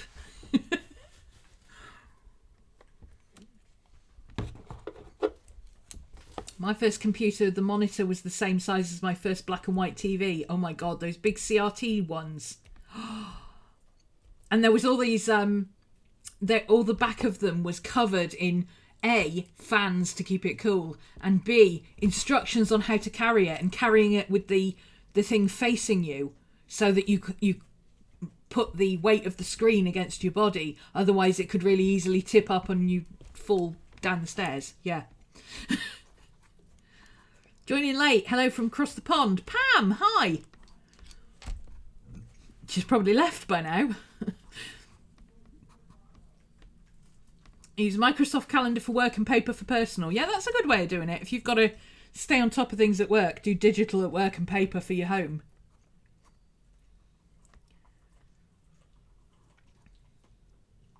How long have you been experimenting with your system? I think I've always experimented with systems. Yeah. I'm very much an early adopter. So as soon as smartphones came out, I was using digital phones as planners. And as soon as the internet was available, I was signed up and on all the platforms and, you know, using stuff. I've always been somebody who tries the latest innovations. My paper system, I've always been a tick box person. Always. And I think that's why I had trouble understanding the bullet journal system, because to me it looked like just another version of a tick box system, which is what I was using. And it's not actually that at all. That's something I'm trying to get away from. I've got in my mind, because I'm saying it's not just about to-do lists. It's about journaling and record keeping and ongoing stuff. So if I start seeing in my book, outside of collections that are specifically lists of tracking stuff, if I start seeing in my daily logs long lists of to-dos or tick boxes that haven't been filled in or tick boxes that have been filled in, I know I'm falling into my old ways of this is just a to-do list. I'm trying to get away from that this is just a to-do list back into what I always used to do, and I'm trying to use the bullet journal method to do that. Still going. Yeah, I know, it's 8 o'clock. But that's why I've changed my schedule. So I'm no longer restricted to, oh, I'm going to go on the internet and I'm going to do a live stream for like 2 hours or 1 hour or whatever. If it lasts an hour, it lasts an hour. If it lasts half an hour, it lasts half an hour. If it lasts 3.5 hours, well, there's still 20 of you here chatting to me. So you must want to see it, even if nobody else does. Right? Does your pup want love and reassurance or just to go to the loo? No, the doors are all open and everything. He's just a moaner. He's pot husky and he just moans constantly. Would you kindly consider making a video on how to write small? I have huge writing. Write with a smaller pen and don't sit as far away from your page. Because the closer you are to your writing, the bigger it looks. So if you have big loopy writing, Burgess does the same. She had big loopy writing. But if you get closer to it, it's going to look even bigger. And you're moving your arm out of range of... So the closer you get to your writing, the smaller it is. I don't know. I don't know how to teach anybody to write, so I'm kidding. I have no idea. I'm sure my habit of writing small came from the fact that I used to pretty much write with my nose on my pen. I was one of these kids at school. And I'm sure that's where writing small came from. When I damaged my shoulder last year, I had to start writing big. And it was such a weird feeling only getting 5 words on a line instead of 25 on a line. I couldn't get used to it at all. It was really weird. But doing that for 3 months fixed my shoulder and I haven't had any, well, touch wood, I haven't had any trouble with my shoulder since. So I've been able to go back to my normal style of writing. So, which is better because I don't have to think about it now. Collection for the kid, one for the dog. That sounds good. Yeah. I saw a meme the other day. No, it was a cartoon. And it said, it's perfectly okay to have a favourite child. It's also perfectly okay if some days that favourite child is the dog.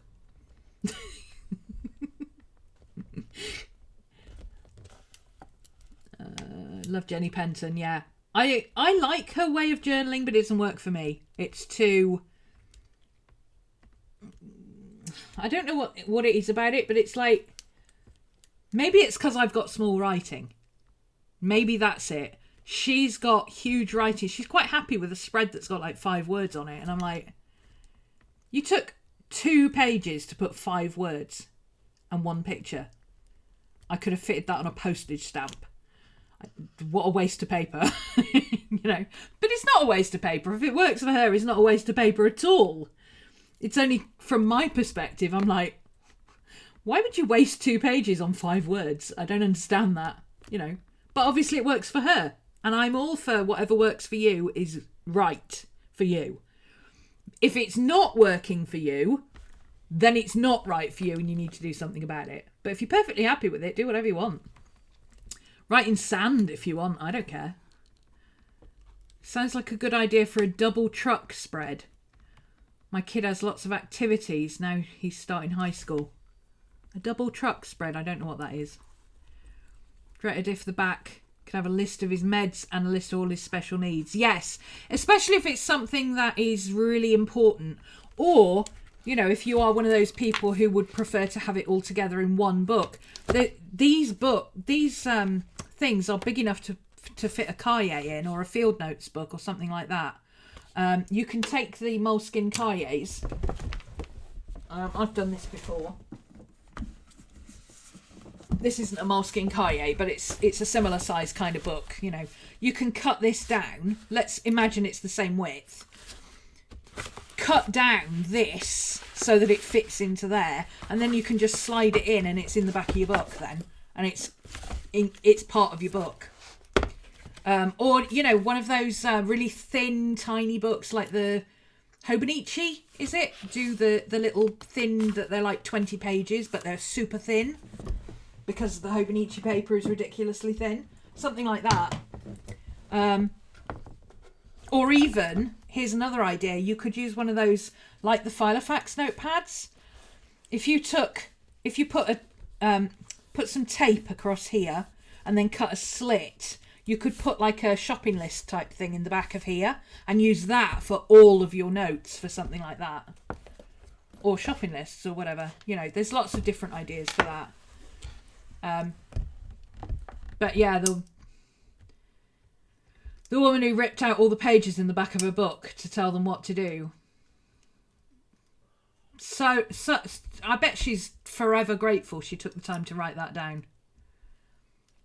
And write it down separately. Because imagine if she'd had to go through her book looking for the right pages.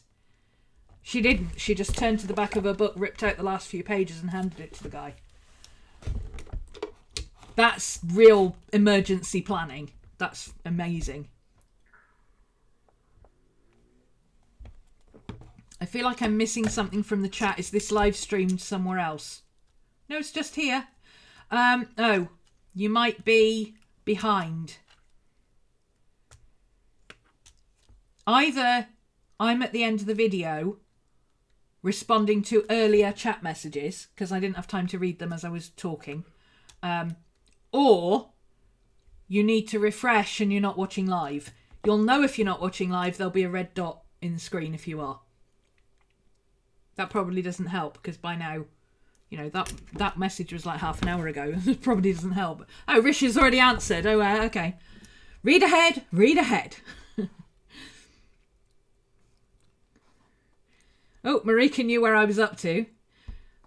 I'm doing good to post to IG once a week or once a month, so I'll add my journal pics to my same IG. Oh, I post all the time.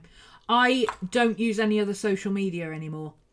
My Instagram is where I post, and it automatically posts to Facebook and Twitter. But I don't use Facebook anymore unless I'm specifically going in. I have the Facebook Pages app and the Facebook Group app, so I can go in and manage the two groups that I'm admin for and the page, the Coffee Addicts page. I've downloaded the app for the Coffee Addicts. But once we're like halfway through August, I won't need that anymore. I can just delete the app. But I don't use Facebook anymore. I don't really use Twitter. Occasionally I wander in there to see if anybody's playing a Twitter game, like add a chicken to a film name or something like that, you know, something fun. But it's too much political crap. I understand that people are concerned about things and taking action on things and etc., etc.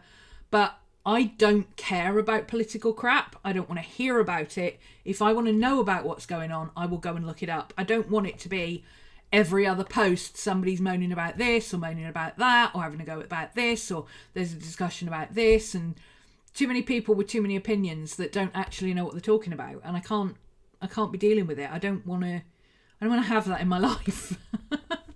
I muted somebody the other day on Instagram because they started posting about some site has banned people talking about Trump, and she's posting it everywhere on every feed she has. So I muted her because I'm like, I don't care. I'm not on that site. I don't care what they're doing. I don't want to hear about Trump. You know, it's not that I don't agree. There are things that I do agree with and things that I don't agree with, but my reason for being on social media is not political. I don't share my political opinions most of the time. I do advocate for dogs and animal abuse and things like that. But other than that, I don't, you know, I don't care about other people's politics, and I don't care about other people's religions. I have my own information, and if other people want to hear about my stuff because I'm a teacher doing witchy stuff, then that's fine. People who don't want to do my witchy stuff, they see straight away if I'm doing a witchy session because I always put the title in. If it's a witchy session, it's a Witchy Wednesday. And people know that, and if they're not interested in it, then they just don't watch it. And that's perfectly fine, and it's their choice, and that's great. I do the same thing. But I don't like it on social media when it's just a constant stream of Trump this and Trump that, and oh God, we've got a new PM and Brexit and blah, blah, blah. I don't care. I don't want to hear it. La, la, la, I'm not listening. And I find it much easier with IG to enjoy the pretty stuff, basically. I just want to look at pretty pictures and puppies.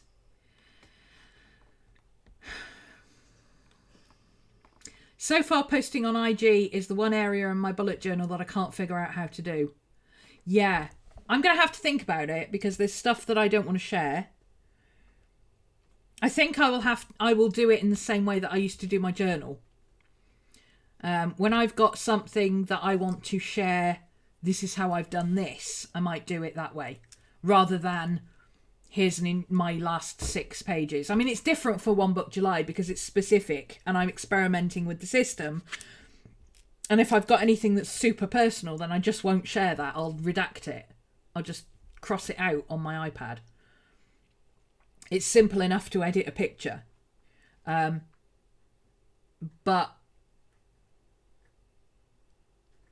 going forward, obviously I wouldn't share everything. There's a really interesting bit actually that Ryder talks about in the book where he says there comes a point where doing pretty stuff in your journal actually becomes a performance, even if it's only for you. And when it's all about the performance and not about the function, then it's not working.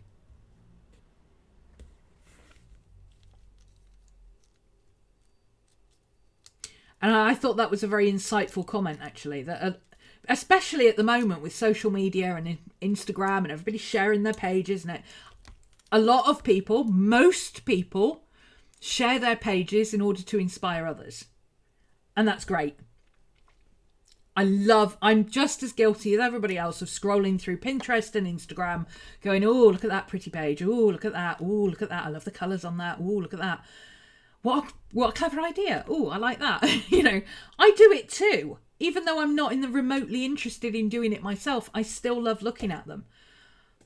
But there are a few people who treat it like a competition and like, oh, well, you know, we've got to come up with the most exciting this and do this. And just like there are people on Instagram who only show you the nice bits of what they're doing. I'm perfectly happy to show crap sketches. I quite often show crap sketches and crap artwork. And very often at the time I'm quite pleased with it. And then I look at it 3 weeks later, I'm like, oh my God, why did I post that in public? But that's growing and evolving as an artist. And I want to encourage other people to do that. I want to encourage other people to be okay with showing things that aren't perfect or aren't wonderful or aren't pretty or aren't beautiful to look at. There's nothing wrong with a really ugly chicken scratch page if it's functional and works for you and it inspires somebody else who has ugly chicken scratch serial killer writing to do their own journal in their own way without feeling like it has to be pretty. I think if you're sharing things for the right reasons, then it's all right. Wait till you hit 50. Ugh. I'm going to be 50 soon. I'm nearly 50.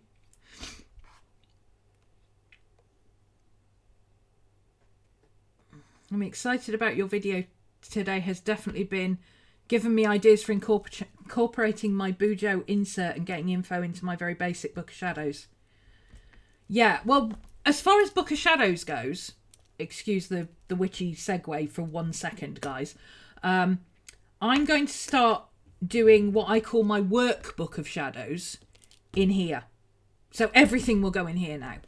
My reading notes, my daily logs, my journaling, my inspiration pick, all of that stuff will go in here. And if I finish one of these books in a month, then I finish one of these books in a month. I don't care. It's not about how many books I use up. It's about having everything easy to find and together.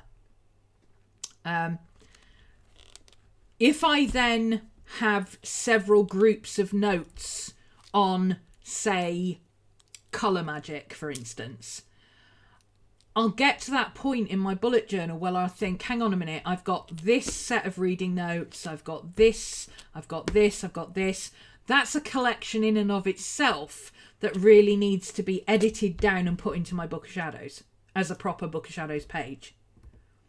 Kind of like when you take like I was talking about with lecture notes, you take lecture notes, you take scribbly notes that don't mean anything to anybody. Sometimes they don't even make sense to you later. Then you refine those into longhand notes that you then revise and edit and add your thoughts to and share with other people and come up with ideas, and you take to your seminar and whatever. And then you have your notes that you take from that, which is the cherry-picked bits that you can then build on for coming up with your own theories and ideas and using for revision later and all that. So my Book of Shadows is my cherry-picked bits. And I'm very rigid with my Book of Shadows. If I already know it, I don't write it in my Book of Shadows. So like lists of correspondences, if I already know them, I don't write them in my Book of Shadows. Why do I need to write them down? There's no point. You know, I don't have... To me, that would be like in my bullet journal, if I had 5 kids and 6 cats, writing a list of here's all the cats I have and here's all the kids I have. I already know what kids and cats I've got. Well, I suppose at that point I probably wouldn't know what time of day it was, but you get the idea. You know, if I already know it, I don't need to put it in my Book of Shadows. My Book of Shadows is something that I refer to. If I'm learning it, it has no place in my Book of Shadows because it's not finished yet. It's not refined yet. It's not something that I'm going to use yet. It's something I'm still learning. So therefore it belongs in here. Or in my workbook of shadows. And my workbook of shadows and this I'm trying to merge together. Because I used to use a traveller's notebook. And just have 2 different cahiers. One for witchy stuff and one for other stuff. And since I'm using this chunky monkey, I might as well put it all in one. You arrived at Kiel in 94. Oh, so you got there the year I left. Internet arrived in the 2nd year. Yeah, I remember going back. I actually applied for the job at the library because I was already doing computer stuff. And they wanted somebody to do passwords and logins and stuff. And I applied for a job there. So that must have been when they got the internet. And they wanted basically a computer desk receptionist, somebody who could help when people locked themselves out and stuff.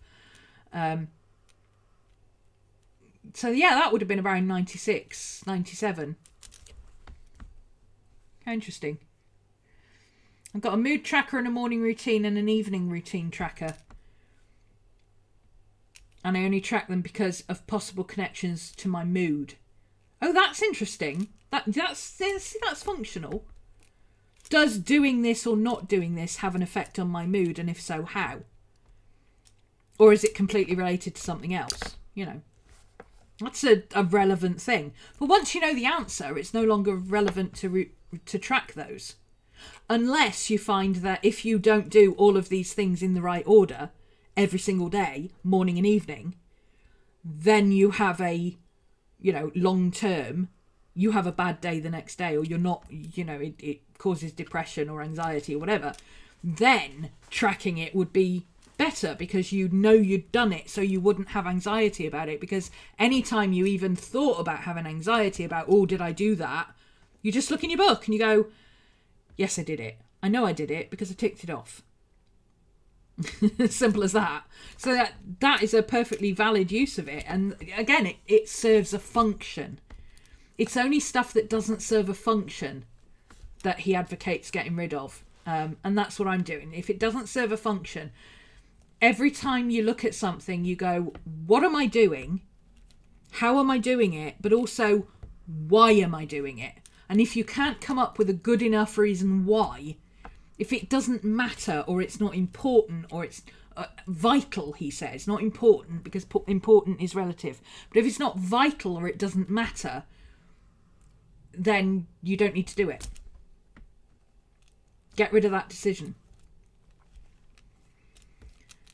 Getting a Hobonichi helped me with making my handwriting smaller. It used to be huge. Yeah, using small grid lines or small lines. Smaller nib size definitely makes a difference, yes. Super thin lines. I can write small, but I don't. Yeah. Burgess just likes flowery, big... She just likes her big flowery writing, doesn't she, basically? I write smaller with cursive too. Yeah, I do. If I write capital letters or printing, I write much bigger. Or at least, I don't know if I write bigger, but I definitely take up more room than if I just write cursive. Although my writing is very small, but I have large gaps between my words. It's quite spaced out, even though it doesn't look crazy dense, even though it's very small. Tiny Hobonichi notebooks have pages you can take out. Oh, that's useful to know. Double truck. I don't know what double truck is. Is that an American thing? I used to be a journalist. That's what they used to call it. Oh, a double page spread back when there used to be newspapers. Oh, right. Okay. So a double page spread is like your centerfold. Well, your centerfold is, there's only one centerfold in a thing, isn't it? But a double truck, I get you. So like if you look at signatures in books, the centerfold is the one that goes across the two pages naturally. And it's just one piece of paper, usually reserved for topless models in the day. So that would be a centerfold. But this, if this went across two pages, that would be a double truck. Oh, cool. I've learnt something now. See, I'll have to write that down in a minute, because that's interesting. That's my trivia brain going, ooh, one day somebody in a pub quiz might ask me that. Have they reinstated Facebook groups? Have they got rid of Facebook groups?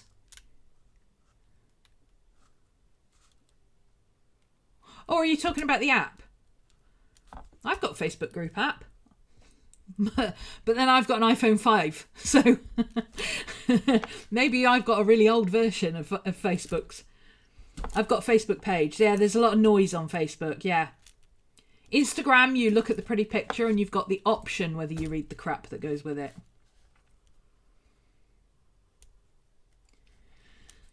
I hate politics. I got off Facebook for a year and it was great. Yeah, I've not been on it for like 2 years. I used to be on there all day, every day. Now I'm on Instagram. And I find I waste a lot less time. Because on Facebook, it was always a conversation. Whereas on Instagram, I can spend a couple of seconds, flip through and see 20 odd posts. Mark ones that I want to come back to later. You've only got IG for doggos being doggos, right? And thoughts of dog. Doggos being doggos and thoughts of dog. And all Tucker and Sterling. If you're not following Tucker or Life of Sterling, then you haven't lived. And Wolf of Wisdom. You have to follow Wolf of Wisdom as well now. I tend to post a lot of our dog. Yeah, I've got an IG for the dogs.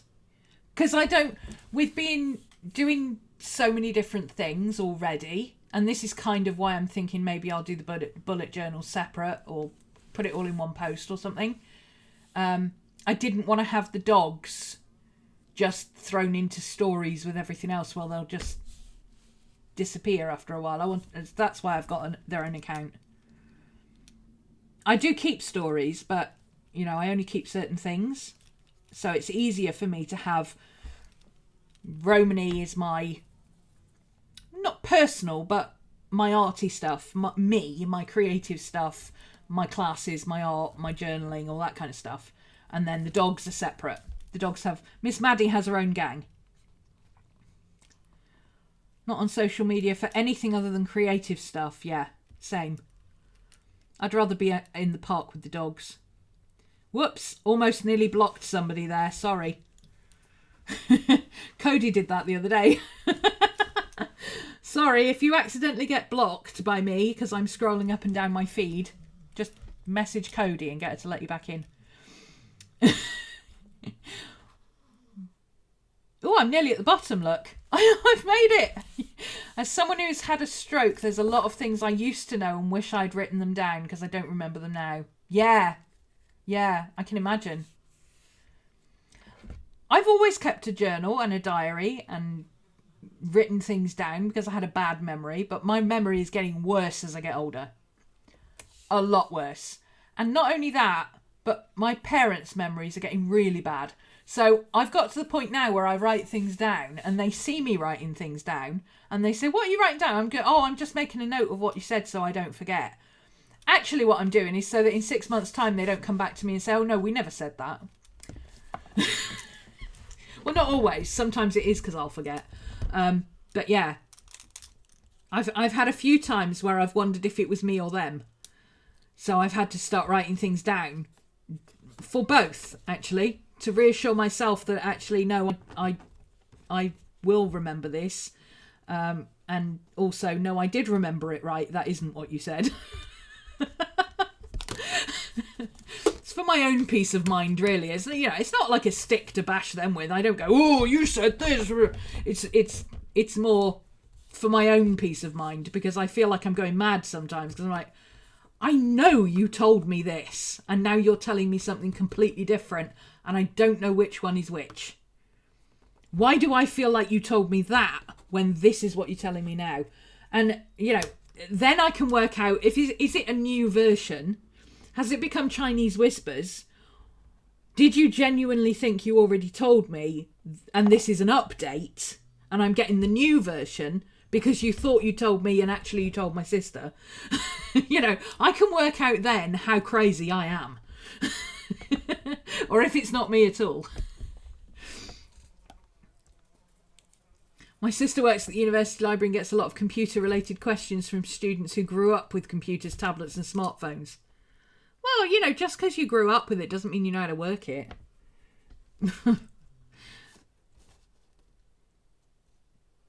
When I stop doing things, then I feel bad. Right, so you use your tracker as something that you make sure you do because not doing those things makes you feel worse than if you just force yourself to get on with them. And if you track them, then you have to do them, otherwise you can't fill in your tracker, and that makes you feel even worse. See, that makes sense to me. I got rid of Facebook groups. Keep your phone. Oh, they got rid of Facebook groups. Oh, right, okay. Mine still works. I need to keep my phone then.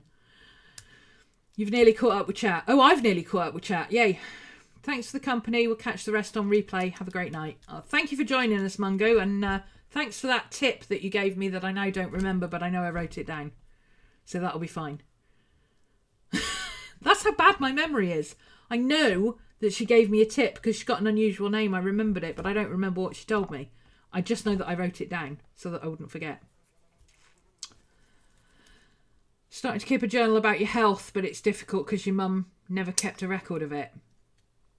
Can't you request your medical records? We can put a request in writing to get a copy of our medical records, just so that we've got all our information. I don't know if it's the same for you. The iTunes sync tip. Yes!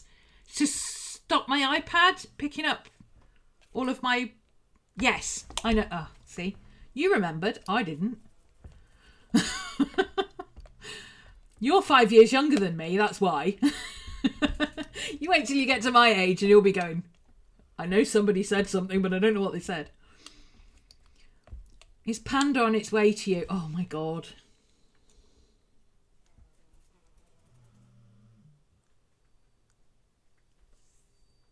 Are you going to hate me if I say no? Because I forgot again.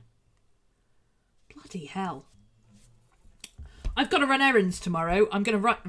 right now, I'm going to write it on here. Right now. Because I've got to go and run errands tomorrow.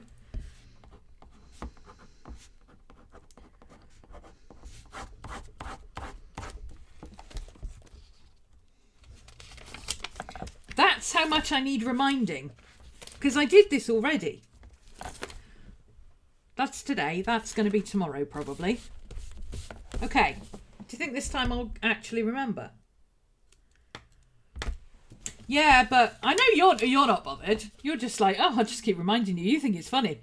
I'm getting annoyed with myself that I keep forgetting the damn thing, because every day, I think, oh, am I going to the post office? Am I going out somewhere where I'll pass the post office? Oh, I'll make sure I do Panda. I even got to the point where I put him in the car, so that when I was out, I didn't even have to think about having him with me. I just would go, while I was out, oh, there's a post office. I'll pop in and do that. And I still am forgetting to do it. So I know you think it's funny, but I'm getting annoyed. I cannot. This is why keeping a bullet journal is so vital for me. This alone has taught me that I am not functioning properly. I am not functioning well enough. I'm not keeping a hold on things well enough. I've got past the point of procrastination. It's no longer, oh, no, I'll do it tomorrow. I can't be bothered to do it right now. If I thought, you know, like right now, I could say, oh my God, the post office is still open for an hour.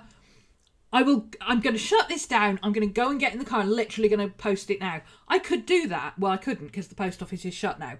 But if it was open, I could do that. And I would go and do it and it'd be done, bam, finished. Do it then and there. But the minute I have to not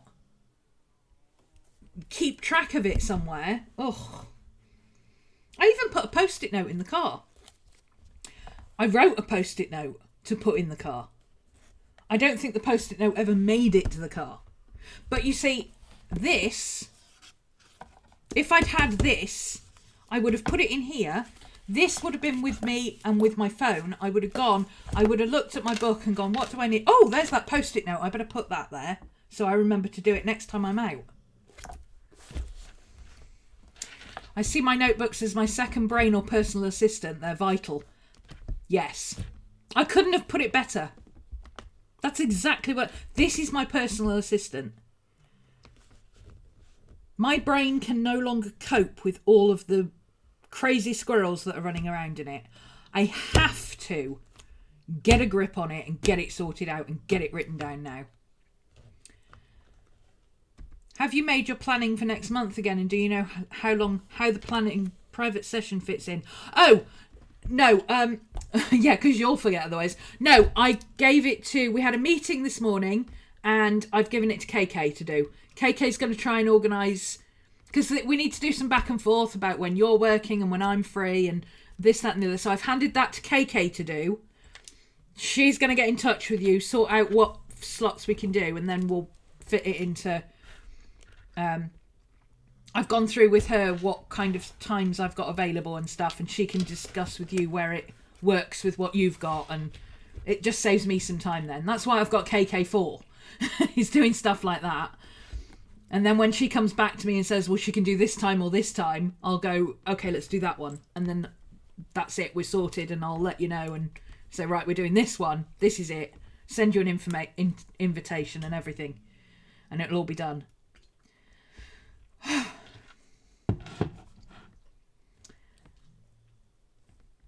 Have I made my plans? My schedule is not changing. My planning is... I'm settled for this month at least on Wednesday at 5 will be YouTube until whenever we finish. You know, there's still 22 people here listening to me. Oh, according to that, there's 59. According to this, there's 22. I don't know how many there actually is. There might be one. Well, there's at least 5 in chat. So however long it takes is how long it takes. I am not at all bothered about people who come along and go, oh, it's a 4-hour live stream, I'm not watching that. I don't care. The people who watch the live streams are here watching it live. And the people who want to watch it won't be complaining about how long it is. They'll be like me going, oh, a 4-hour live stream, oh my God, that's a whole morning of work while I listen.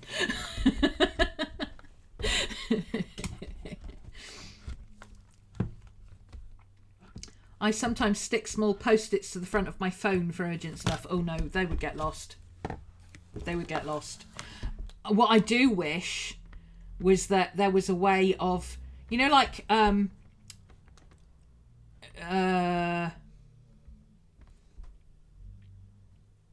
the Mac, I have post-it notes.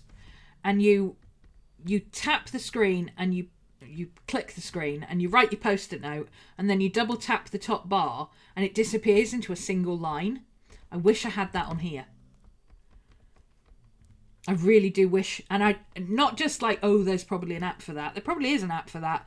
But I would really like it if I literally had a bar on here that was a post-it note.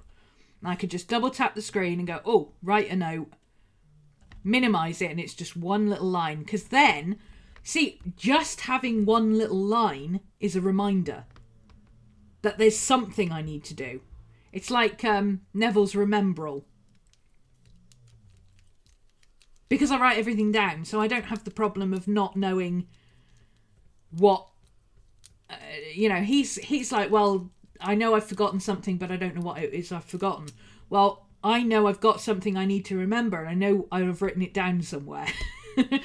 And there's probably lots of things I need to remember, so it doesn't really matter as long as it's one of the things that I need to remember to do. But yeah, I really wish we had that on here, because I use that a lot on my computer. I have all my codes and stuff that I use for OBS and stuff when I'm streaming to Twitch or live stream or whatever.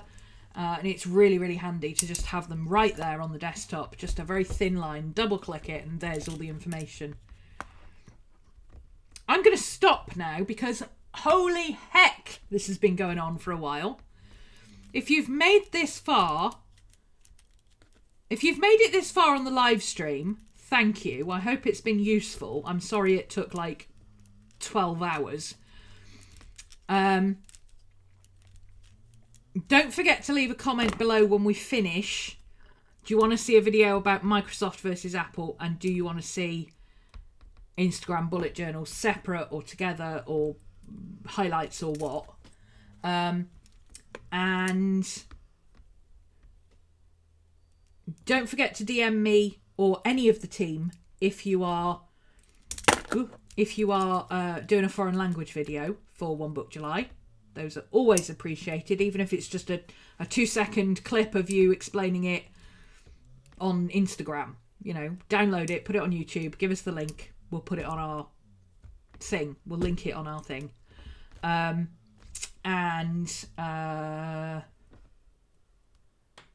Next live session will be Wednesday. I might be vlogging some of this weekend, and if so, there will be a vlog on a Monday. I'm trying to get back into vlogging, but with One Book July and finishing off Midsummer Chronicles this week and all sorts of other stuff and having to do the videos for Urban Sketches, I don't know if I've got time to vlog as well. If I'm not vlogging, it's because I don't have time or I don't have anything interesting to vlog. When I do have time to vlog, I will do weekly uploads on a Monday.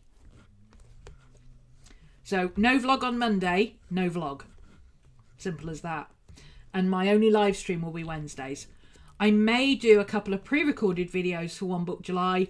If that's the case, those will go up on Friday. But to be honest, it's easier to just come on and do it all in one go.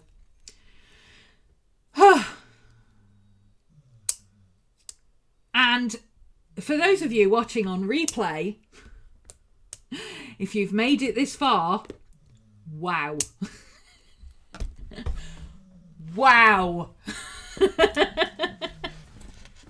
And thank you. Okay, I'm going now. I'm wrapping up. This is more than long enough. Let's give it a rest now.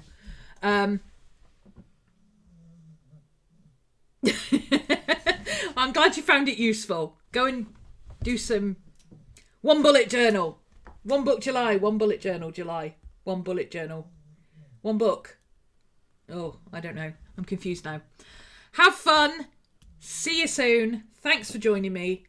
And if you're not having fun, you're doing it wrong. I think that's the takeaway from today. Bye, guys.